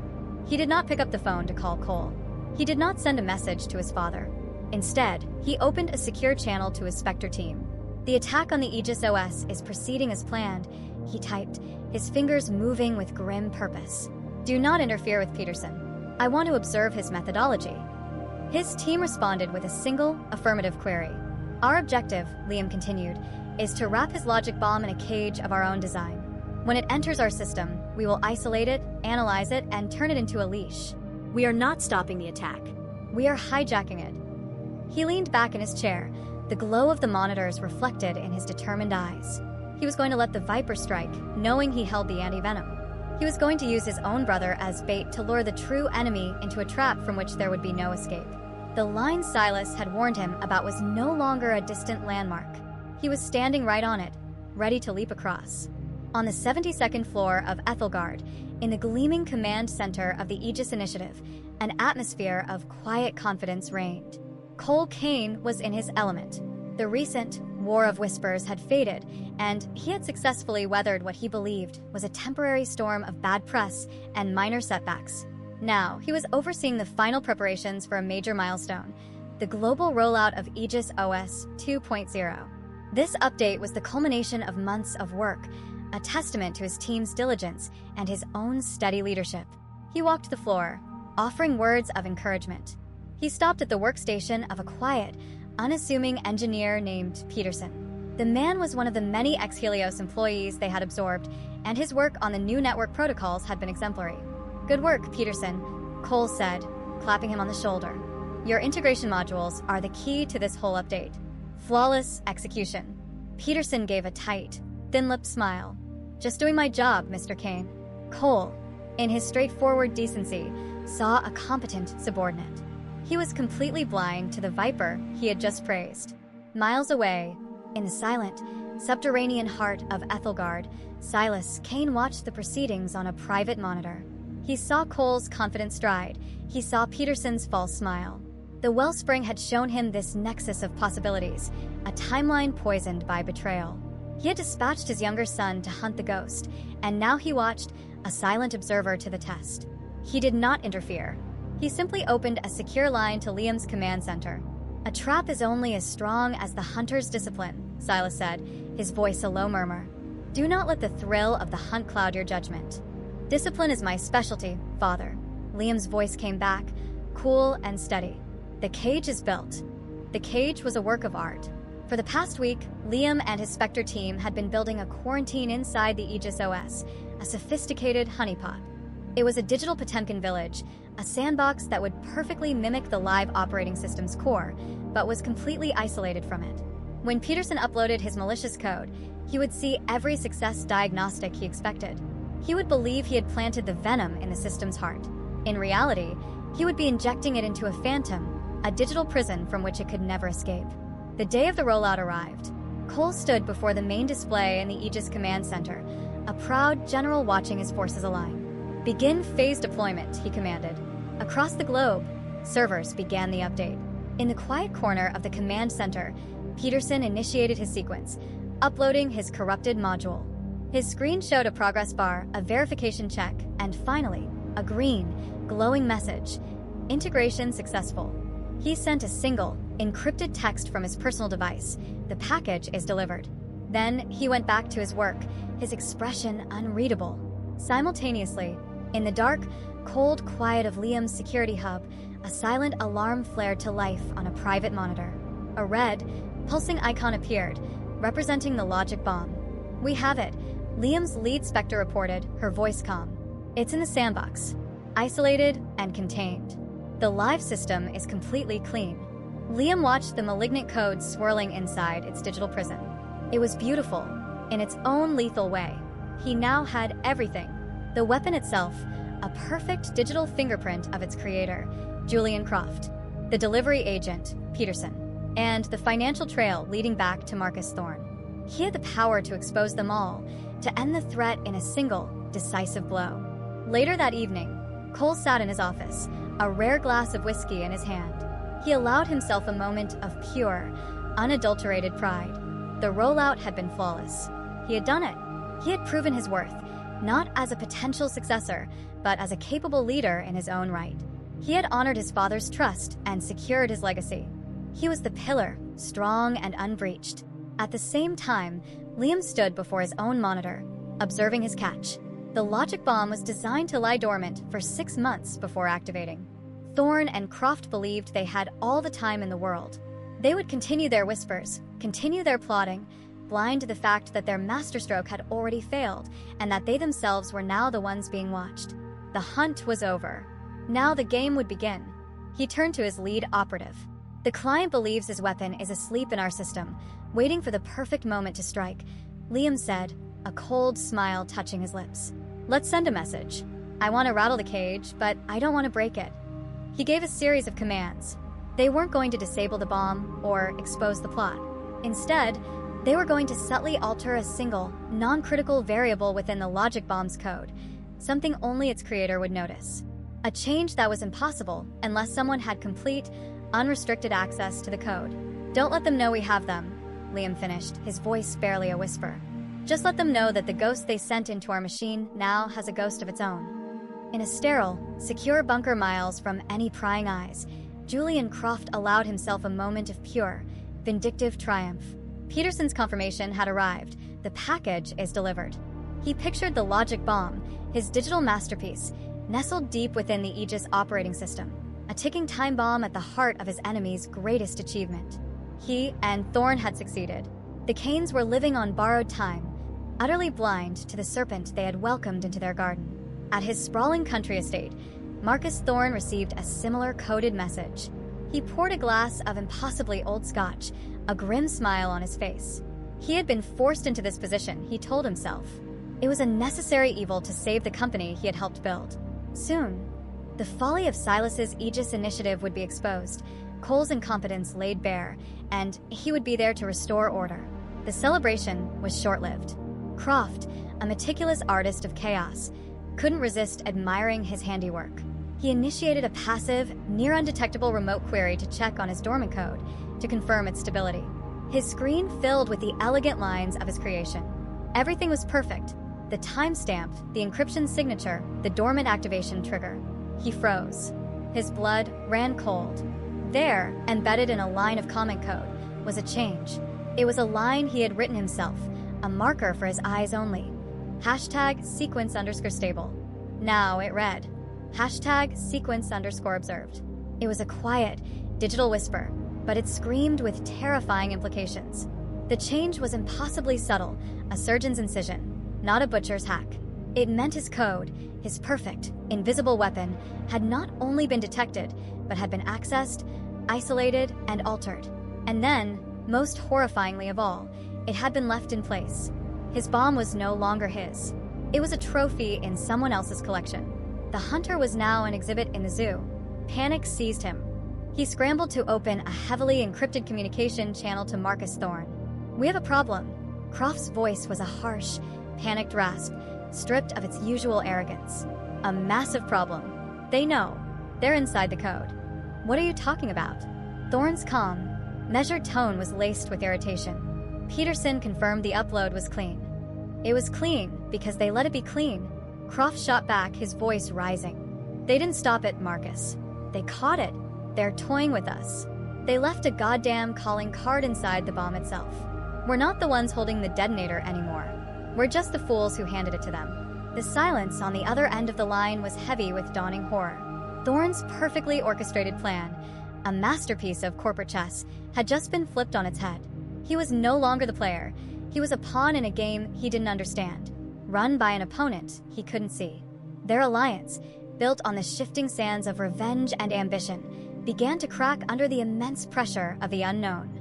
In the cool, dark hub of the Global Security Division, Liam Kane watched the frantic, encrypted traffic between Thorn and Croft as a biologist might observe bacteria squirming under a microscope. His strategy was working more perfectly than he could have hoped. He wasn't just blocking their attack. He was psychologically dismantling them, turning their own conspiracy into an instrument of paranoia. Meanwhile, the object of that conspiracy was thriving. Cole Kane, representing his father, addressed a global infrastructure summit in Geneva. He spoke with confidence and authority about the successful rollout of the Aegis OS, presenting it as the new gold standard in network resilience. He was respected, admired, and completely oblivious to the silent, digital war being waged over the soul of his creation. The two brothers, operating in the same company, now lived in entirely different realities. Back in his bunker, Croft's panic was giving way to a cornered animal's rage. "We can't touch the code," he snarled at Thorn over the comms.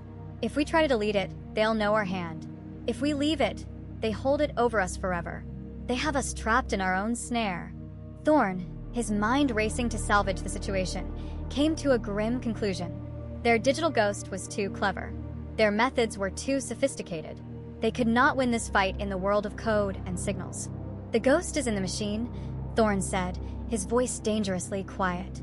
"So, we will have to drag it out. We've been trying to break their systems. It's time we focused on breaking their people." There was a pause. "What are you suggesting?" Croft asked. "This level of counterintelligence, it isn't Silas. He's a strategist, not a cyber warrior. And it isn't the Boy Scout, Cole. There's only one person in that family who thinks this way, who would play this kind of game." Thorn's voice hardened. Liam. "It has to be Liam."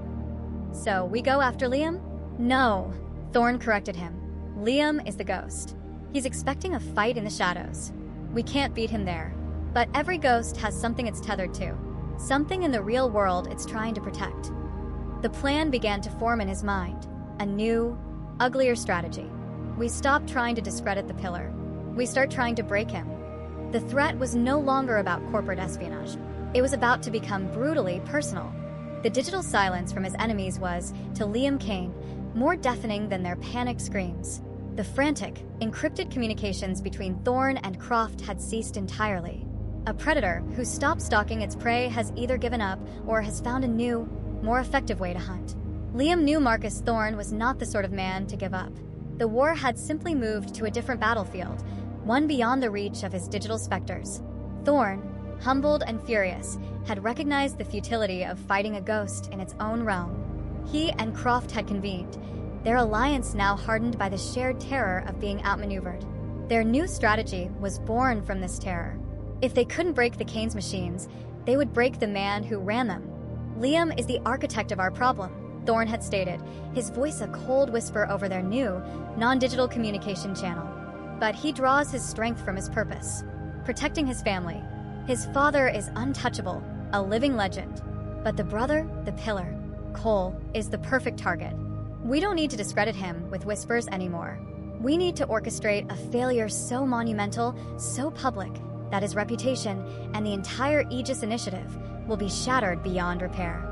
Their target became Aegis Project Borealis, a flagship geothermal power station being constructed in a remote, seismically active region of Iceland. Project Borealis was Cole's pride, a symbol of the initiative's promise of a stable, sustainable future. It was also, Thorn discovered, a project with a critical human vulnerability. That vulnerability was the project's lead geophysicist, Dr. Eris Thorn, no relation. Eris was a brilliant but deeply indebted man, a gambler whose losses had pushed him to the edge of ruin. Julian Croft's network, the tendrils of his old empire, found this weakness and exploited it with brutal efficiency. In a sterile hotel room in Reykjavik, one of Croft's operatives laid out the choice to the terrified scientist. On one side of the table was a data slate showing proof of his gambling debts, evidence that would destroy his career. On the other was a briefcase that would solve all his problems. The price was simple. Dr. Thorn was to swap his final seismic stability report for a new one, a forgery that would greenlight the final phase of drilling at a site he secretly knew was dangerously unstable. "It's just a data swap, Doctor," the operative said smoothly. "Minor adjustments to the pressure tolerance and mantle stability readings. By the time anyone realizes there's a problem, you'll be a rich man, sunning yourself on a beach far from here." Dr. Thorn, trapped and terrified, made his deal with the devil. The falsified report, glowing with positive assurances and triple-checked safety projections, made its way up the Kane Industries chain of command. It landed on Cole Kane's desk. He reviewed it, praised Dr. Thorn's thoroughness in a memo, and, with a confident stroke of his digital pen, signed the authorization for the final phase, bringing the plant online. Back at Ethelgard, Cole presented the status of Project Borealis to his father. "The final safety assessments are flawless," he said with genuine pride. The Icelandic plant will be our proof of concept for the entire Aegis model. I'm flying out for the activation ceremony next week. It's a new dawn for us, Father." Silas listened, a strange, distant look in his wellspring-touched eyes. He saw the pride in his eldest son's face and felt the cold echo of a darker possibility. "A chain is only as strong as every single link, Cole," was all he said. "Trust your people, but never stop verifying." Cole took it as his father's usual cautious wisdom, not the specific warning it was. Liam, meanwhile, grew more agitated by the silence.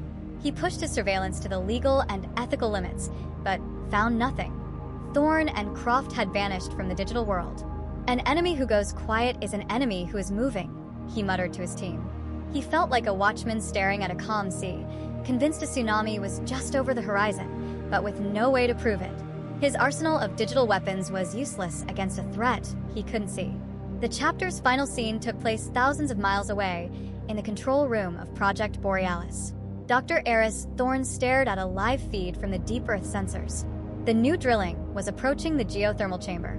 On the screen, he could see the microtremor readings, the telltale seismic spikes that the official, falsified report claimed did not exist. They were small for now, but they were growing in frequency. He had told Cole the foundation was solid rock. He knew, with a certainty that was eating him alive, that it was paper-thin. The activation ceremony was in 3 days. Dignitaries were flying in from around the world. Cole Kane was on his way to preside over his greatest triumph. And deep beneath the frozen earth, a catastrophe of thorns and Croft's design was silently, unstoppably, beginning to stir. The air at the Project Borealis facility was thin, cold, and electric with anticipation. Cole Kane stepped out of the transport onto the volcanic rock, the state-of-the-art geothermal plant gleaming behind him like a jewel set against the stark, brutal beauty of the Icelandic landscape. This was the culmination of everything he had been working for, a tangible symbol of the Aegis Initiative's success. Dignitaries and journalists were already gathering for the activation ceremony. The mood was triumphant. In the final pre-launch briefing, Cole addressed his senior team. His eyes fell on Dr. Eris Thorne, who looked pale and jittery, his hands trembling slightly as he held his data slate. "Deep breaths, Eris," Cole said with a reassuring smile, mistaking the man's profound guilt for simple anxiety. "We're here because of you. Your seismic models were the bedrock of this entire project. Your data was impeccable. In a few hours, the world will see what we've built on that foundation." Every word was a dagger in the scientist's conscience. Dr. Thorne opened his mouth, a desperate, last-minute confession forming on his lips, but the words wouldn't come. The faces of Croft's operatives, the memory of their cold, quiet threats, strangled the truth in his throat. He gave a weak, jerky nod and looked away, silenced by his own fear. Back at Ethelgard, Liam was at a dead end. The digital silence of his enemies was a suffocating blanket. Frustrated and convinced he was missing a piece of the puzzle, he changed his strategy. If he couldn't find the ghost in the machine, he would search for its footprint in the real world. Run a full, deep-level financial and lifestyle audit on every key director-level employee on all active Aegis projects. He commanded his team. "Start with Borealis. I want to know every credit charge, every bank transfer, every communication pattern. Look for anomalies. Look for leverage."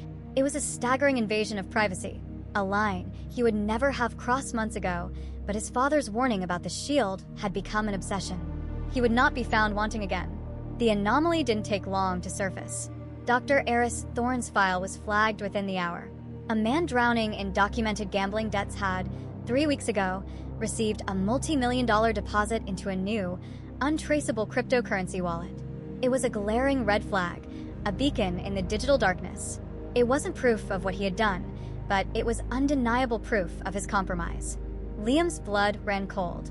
He knew, with gut-wrenching certainty, that the attack was happening at Borealis. He tried to reach Cole, but his brother's comms were dark. He was in the pre-ceremony media lockdown, deep within the shielded facility. There was no time. He strode into his father's penthouse, the data glowing on his personal slate. "It's Borealis," he said, his voice tight with urgency. "The lead geophysicist, Eris Thorne. He's been compromised. I don't know what he's done, but Cole is about to activate the plant. Father, we have to stop it." Silas looked at the data Liam presented. He saw the scientist's betrayal, and in the patterns of the wellspring, he saw the horrifying outcome it was meant to cause. a catastrophic geothermal breach. The test was over. It was time for the architect to intervene. He turned to his master terminal, his fingers flying across the holographic interface. He bypassed the entire local command structure at Borealis, using his ultimate chairman's override. A single, encrypted command shot across the globe. Protocol Omega. Initiate immediate emergency shutdown.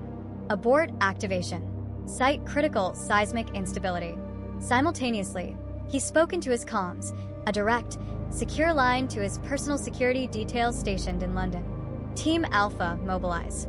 Destination: Aegis Facility, Iceland. Your target is Dr. Eris Thorn. Secure and isolate him. No harm is to come to him. Go now. The final minutes of the chapter played out in a frantic, split-second montage.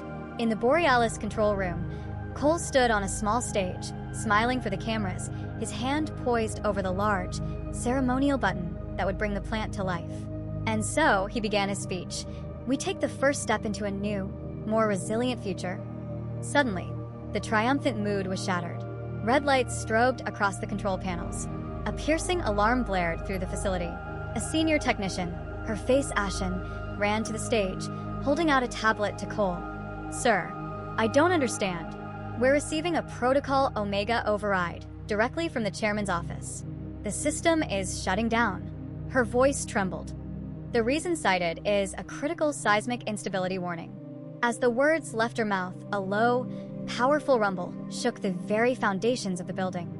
It was a minor tremor, lasting only a few seconds, but it was real, visceral, and undeniable. In his office, Dr. Eris Thorn was frantically stuffing cash into a duffel bag when his door was kicked open. Two figures, clad in black tactical gear, stepped inside. They were silent, professional, and their presence filled the room with an absolute authority. Dr. Thorn, the lead operative said, his voice calm. The chairman requires your immediate debriefing. And at Ethelgard, Liam watched the confirmation of the shutdown flash on his screen. He saw the real-time, low-level seismic alerts from the facility's public sensors, confirming the danger was real. They had stopped the disaster. But there was no victory in him. Only the cold, hard realization that his vaunted digital defenses had been completely blind to a simple, analog betrayal. He had almost let his brother walk into a death trap. The ghost he was hunting was not just code, it was flesh and blood, and it had almost won. The aborted ceremony at Project Borealis devolved into controlled chaos. Cole Kane, moments ago the proud face of a triumphant future, was now in the center of a public relations hurricane. He moved through the facility with a stoic calm he did not feel, managing the confused dignitaries, placating the ravenous press, and trying to quell the rising panic within his own team. The official story, a last-minute seismic anomaly detected by Ethelgard, was holding, but it made him look like a fool. It meant the flawless report on his desk, the one he had signed and championed, was a lie. He had been blind, and the entire world was now watching his failure. The call came an hour later, on a secure channel that patched him through to a grim-faced Silas and a stone-faced Liam. Cole's anger and humiliation were a palpable force. What happened, Father? Cole demanded. My team ran a dozen simulations. The stability reports were perfect. You humiliated me. You humiliated this company by overriding my authority based on a phantom warning. It was not a phantom, Cole. Liam's voice cut in, sharp and precise. He brought up a file on the shared display. It was a dossier on Dr. Eris Thorn. Your lead geophysicist was compromised. 3 weeks ago, he came into a sum of money he could not possibly have earned. We believe he was blackmailed or bought. Liam continued, laying out the chain of deduction with cold, dispassionate logic. The digital silence of their enemies. The focus on a physical, analog project. The discovery of the leverage. The report was a lie, Cole, Liam concluded. You were about to activate a plant on a geological time bomb. Father didn't override your authority. He saved your life. The truth hit Cole with the force of a physical blow. The room seemed to tilt. His anger evaporated, replaced by a horrifying, sickening clarity. He hadn't just been wrong. He had been a pawn, the unwitting instrument of a catastrophe. The pillar, for all its strength, had been built on a foundation of lies, and he hadn't even noticed. The shame was suffocating, but beneath it, a new feeling began to stir, a cold, hard rage. We have Dr. Thorn, Silas said, his voice cutting through Cole's turmoil. He is cooperating. The scene shifted to a live feed from a secure room. Dr. Thorne was there, a broken man. He confessed everything, his voice trembling. He detailed the threats from Julian Croft's operative, the falsified data, and the source of the ultimate directive, Marcus Thorne. The goal was unequivocal: to cause a disaster so devastating it would utterly destroy Cole Kane's career and the credibility of the Aegis Initiative. The conspiracy was no longer a matter of whispers or digital ghosts. It was now a confession to a plot of mass sabotage and reckless endangerment. Thorne and Croft had crossed into a new territory of criminality from which there could be no return. "They tried to use you to burn down our house, Cole," Silas said, his voice like flint.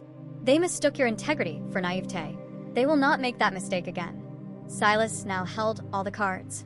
He had the digital ghost of the logic bomb captured by Liam. He had the human confession of the physical sabotage plot. He could go to the authorities, unleash a global scandal, and watch the legal system grind away for years. But Silas Kane had not built his empire by committee. He would not allow outsiders to pass judgment in his kingdom. "This," Silas declared to his sons, "ends now. We will not be the victims of this conspiracy. We will be its judges." He looked at Cole, whose face was a mask of cold fury. Cole, "Your project was the target. Your name was to be the sacrifice. You will lead the prosecution. I want you to apply your talent for order, for detail, for process. I want you to build a case against Thorne and Croft, piece by irrefutable piece. Document every transaction, every broken regulation, every lie. Build a cage of facts so perfect they can never escape it." The command was a gift. It gave Cole a path to channel his rage, a way to turn his meticulous nature from a vulnerability into a weapon. It was a chance to reclaim his honor. Then, Silas turned his gaze to Liam. Liam, "You found the ghost when it was in the machine. Now, you will hunt it in the world. Thorne and Croft believe they can hide. You will prove them wrong. Use your network. I want to know every move they make, every person they speak to, every dollar they spend. Do not engage. Do not confront. Just watch. Hem them in. Make their world a prison, and make them aware of the bars day and night. Let them feel the terror of the hunter, who is always there and never seen." For the first time, the brothers looked at each other across the digital divide not as rivals, but as allies. They had a common enemy, a shared purpose. The test was over. The pillar, with his rigid strength and integrity, and the shadow, with his fluid, ruthless cunning, were no longer opposing forces. Silas Kane had finally forged his two heirs into a single, terrifying weapon. The reckoning had begun. In a sun-drenched villa on a forgotten stretch of the Mediterranean coast, Marcus Thorne and Julian Croft began to comprehend the totality of their failure. The news of the Borealis shutdown, not a disaster, but a controlled, precise halt, was the first sign. The subsequent silence was the second. Dr. Eris Thorne was gone, swallowed by the Kane machine. Their plot had not only failed, it had been perfectly dissected, and now they were exposed. "They're going to come at us with lawyers," Thorne reasoned, trying to project a calm he did not feel. "It will be a war of attrition in the courts. We liquidate what we can, hide what we must, and prepare for a long fight." Croft, a creature of the digital world, was not so sure. "You don't understand the enemy, Marcus. A lawyer is not the weapon they will use." He was right. The first counterattack was not a legal summons, it was a quiet, digital garrote. When Thorne attempted to transfer a large sum from a Cayman Islands account, the transaction was flagged and frozen for a routine security review. Croft's attempt to pay their local security detail via a crypto wallet failed, the funds bouncing back with an indecipherable error code. Liam's specters were not attacking their finances. They were simply turning the global financial system's own labyrinthine rules against them, tying their assets up in a knot of bureaucratic red tape that was as effective as a vault door. The psychological war began a day later. Thorne, a man of precise habits, awoke to find the thermostat in his villa set to a specific, chilling temperature, the exact temperature of the boardroom at Ethelgard. Croft, working on his laptop, watched in horror as a text file suddenly appeared on his desktop. It was named Borealis_geophysics_final, PDF. He hadn't downloaded it. Before he could even react, the file deleted itself. They were being haunted, their digital sanctuaries turned into prison cells where the warden could walk through walls. While Liam was shrinking their world, Cole was meticulously dismantling their past. He had never felt so focused. The fury he felt at his own betrayal had been forged into a cold, diamond-hard resolve. He wasn't just investigating the Borealis plot. He was conducting a forensic autopsy on Marcus Thorne's entire 30-year career. With his team of auditors, he worked day and night, his talent for process and detail now a formidable weapon. They unearthed deals from decades past, tracing subtle patterns of malfeasance that had gone unnoticed for years. A raw materials supplier for a project in the 90s was a shell corporation that funneled kickbacks to Thorne. A corporate acquisition in the early 2000s included an overvalued patent whose seller had familial ties to Thorne's wife. It was a lifetime of quiet, arrogant corruption, hidden in plain sight. Cole was building a case that was about more than just a failed act of sabotage. It was an indictment of a man's entire character, a fortress of facts, cross-referenced with Liam's digital evidence and the damning transcript of Dr. Thorne's confession. The pressure began to splinter the conspirators' fragile alliance. "Your digital ghost is toying with us." Thorne snarled at Croft during a tense meeting. "Your methods are too loud, too reckless. You brought this down on us." "My methods were flawless," Croft retorted. "Your man Peterson was sloppy. And your greed, Marcus, your long, patient greed. The Kanes are probably digging into every deal you've ever made. Who knows what rot they'll find?" They were trapped animals, turning on each other as the walls of the cage closed in. Their escape routes were cut off. A private jet they had on standby was suddenly grounded by the local aviation authority for a surprise safety inspection. An attempt to procure false passports through a dark web contact was intercepted, the contact vanishing overnight. Liam's web was tightening around them. They couldn't run. They couldn't hide. And they couldn't fight an enemy who was everywhere and nowhere at once. Then, the summons arrived. It came simultaneously to both men on their most secure, encrypted devices. It wasn't a threat. It was an invitation. It contained only a set of coordinates, a decommissioned and isolated Kane Industries mining facility in the remote desert of Nevada, and a date and time, 72 hours from then. The message was from Silas. "The game is over. The time has come to discuss the terms of your surrender." Attached were 2 files. The first, for Thorne, was the cover page of Cole's meticulously researched dossier, titled, "A Forensic Audit of Marcus Thorne." The first entry detailed the kickback scheme from a 1990s raw materials supplier. The second file, for Croft, contained no documents.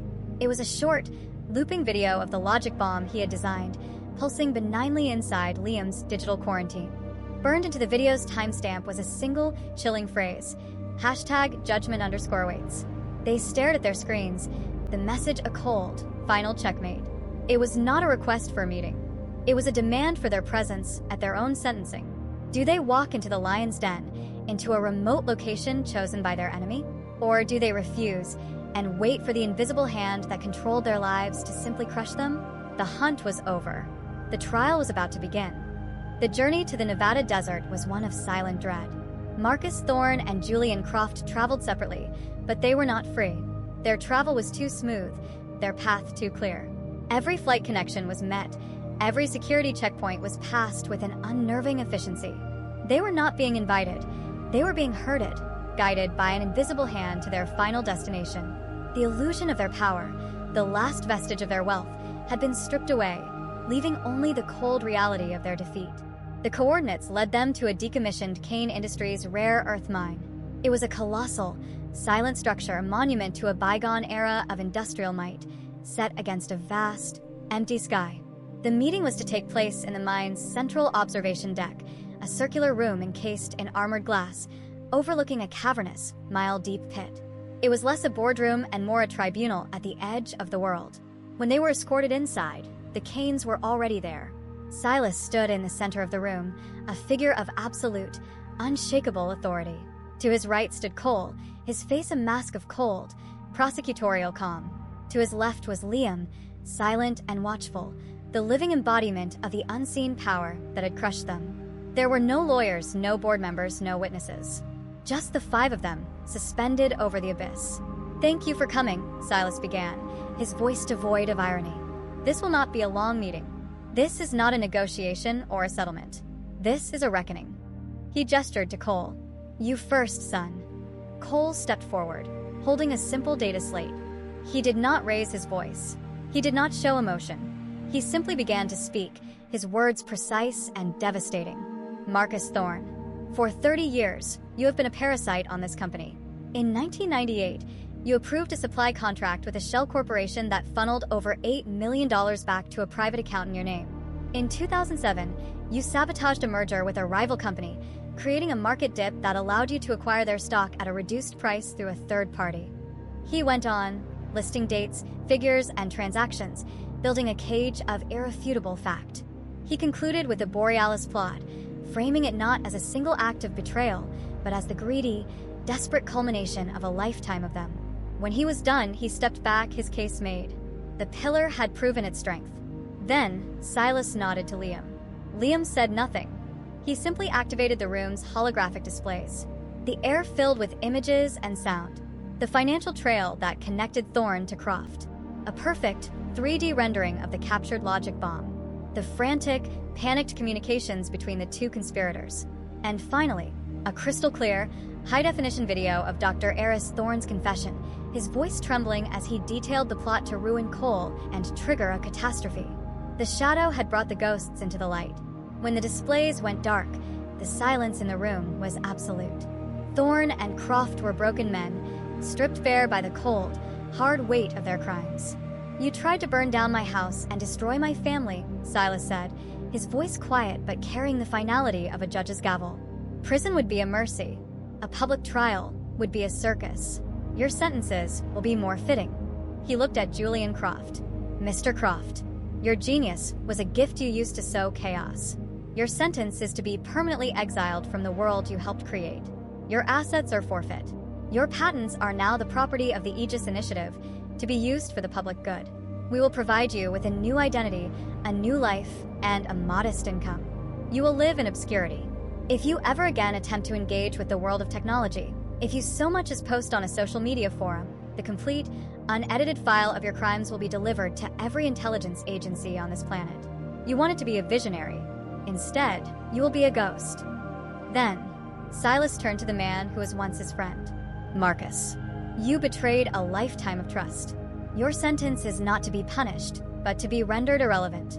You will sign over every share you hold in Kane Industries, every property, every account. All of it will be placed in a blind trust to fund the future of the Aegis Initiative. You will then announce your immediate retirement, citing failing health, and you will issue a public statement endorsing Cole as the visionary leader who will guide this company into the future. You will spend the rest of your days watching the legacy you tried to tear down grow stronger, funded by your own greed. Your prison will be one of your own making. He placed 2 sets of documents on the gleaming table. Sign them, or the alternative begins in 1 hour. There was no negotiation. There was no choice. With trembling hands, the 2 men signed away their lives. When it was done, Silas looked at his sons. Our house is clean. The reckoning was over. The external threat had been neutralized with absolute finality. But as Silas and his sons turned to leave the 2 broken men in the desert of their own making, a new, unspoken tension hung in the air. The pillar and the shadow had been forged into a perfect weapon to save the kingdom. But what happens to a weapon when the war is over? The house was clean, but the family within it had been changed forever, and the question of its future was a far more complex equation than the guilt of its enemies. The flight back from the Nevada desert was a long, silent passage through the night sky. The brutal finality of the reckoning in the abandoned mine had left no room for celebration. It was a victory that felt like a burial. Cole, Liam, and Silas sat in the quiet cabin of the jet, each lost in their own thoughts, the reflection of the dark, star-dusted earth sliding beneath them. They had cleansed their house of its enemies, but the act had left an indelible mark on them all. The war was over, but the peace was an unknown country.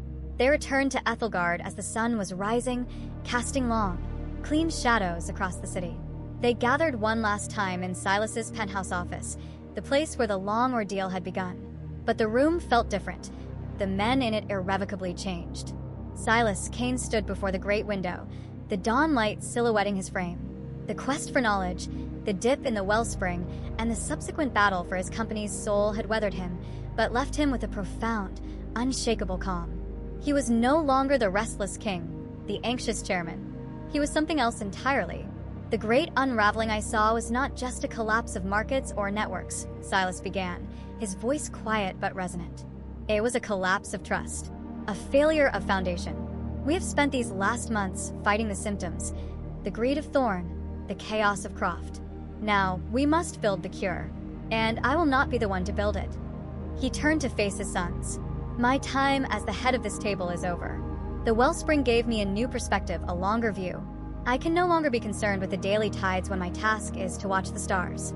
I am stepping down as chairman. Cole started to protest, but Silas raised a hand. I am not retiring. I am ascending. My role from this day forward is to be the architect of the Aegis Initiative, its guardian. I will hold the vision, but I will no longer hold the reins. He looked at Cole, his eldest son, the pillar who had been cracked but had not broken, who had learned the hard lesson that integrity without vigilance is a house with no locks. Cole Kane, Silas said, his voice formal and clear. I am naming you the new Chief Executive Officer of Kane Industries. You have the strength, the discipline, and the integrity to lead us. You have seen the cost of betrayal and the value of trust. You will build the future. Cole stood taller, the weight of the title settling on him not as a crown, but as a responsibility he had truly earned.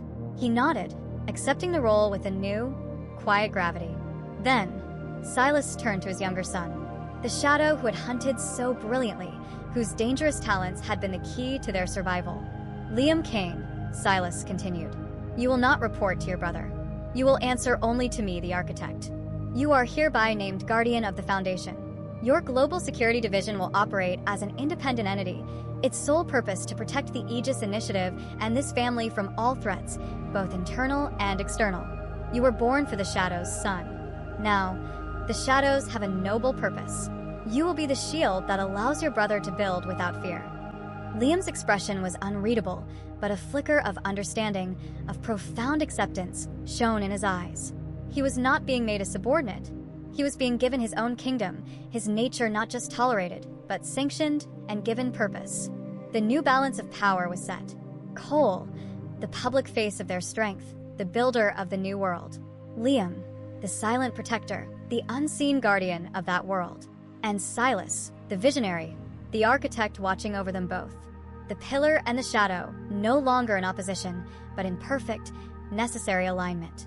The chairman's gambit is complete, Silas said, a faint, weary smile on his face. Go. You both have work to do. His sons left him, walking out of the office side by side for the first time, not as rivals, but as two halves of a whole. Silas Kane remained at the window, watching the sun climb higher, bathing his city in light. The knowledge he had sacrificed so much for had not, in the end, been about codes or conspiracies. It had been about them. About understanding that a legacy is not built by one man, but by the flawed, complex, and powerful bonds of family. He had faced the end of his world not by building higher walls, but by reinforcing the foundation within. And in that, he had finally found peace.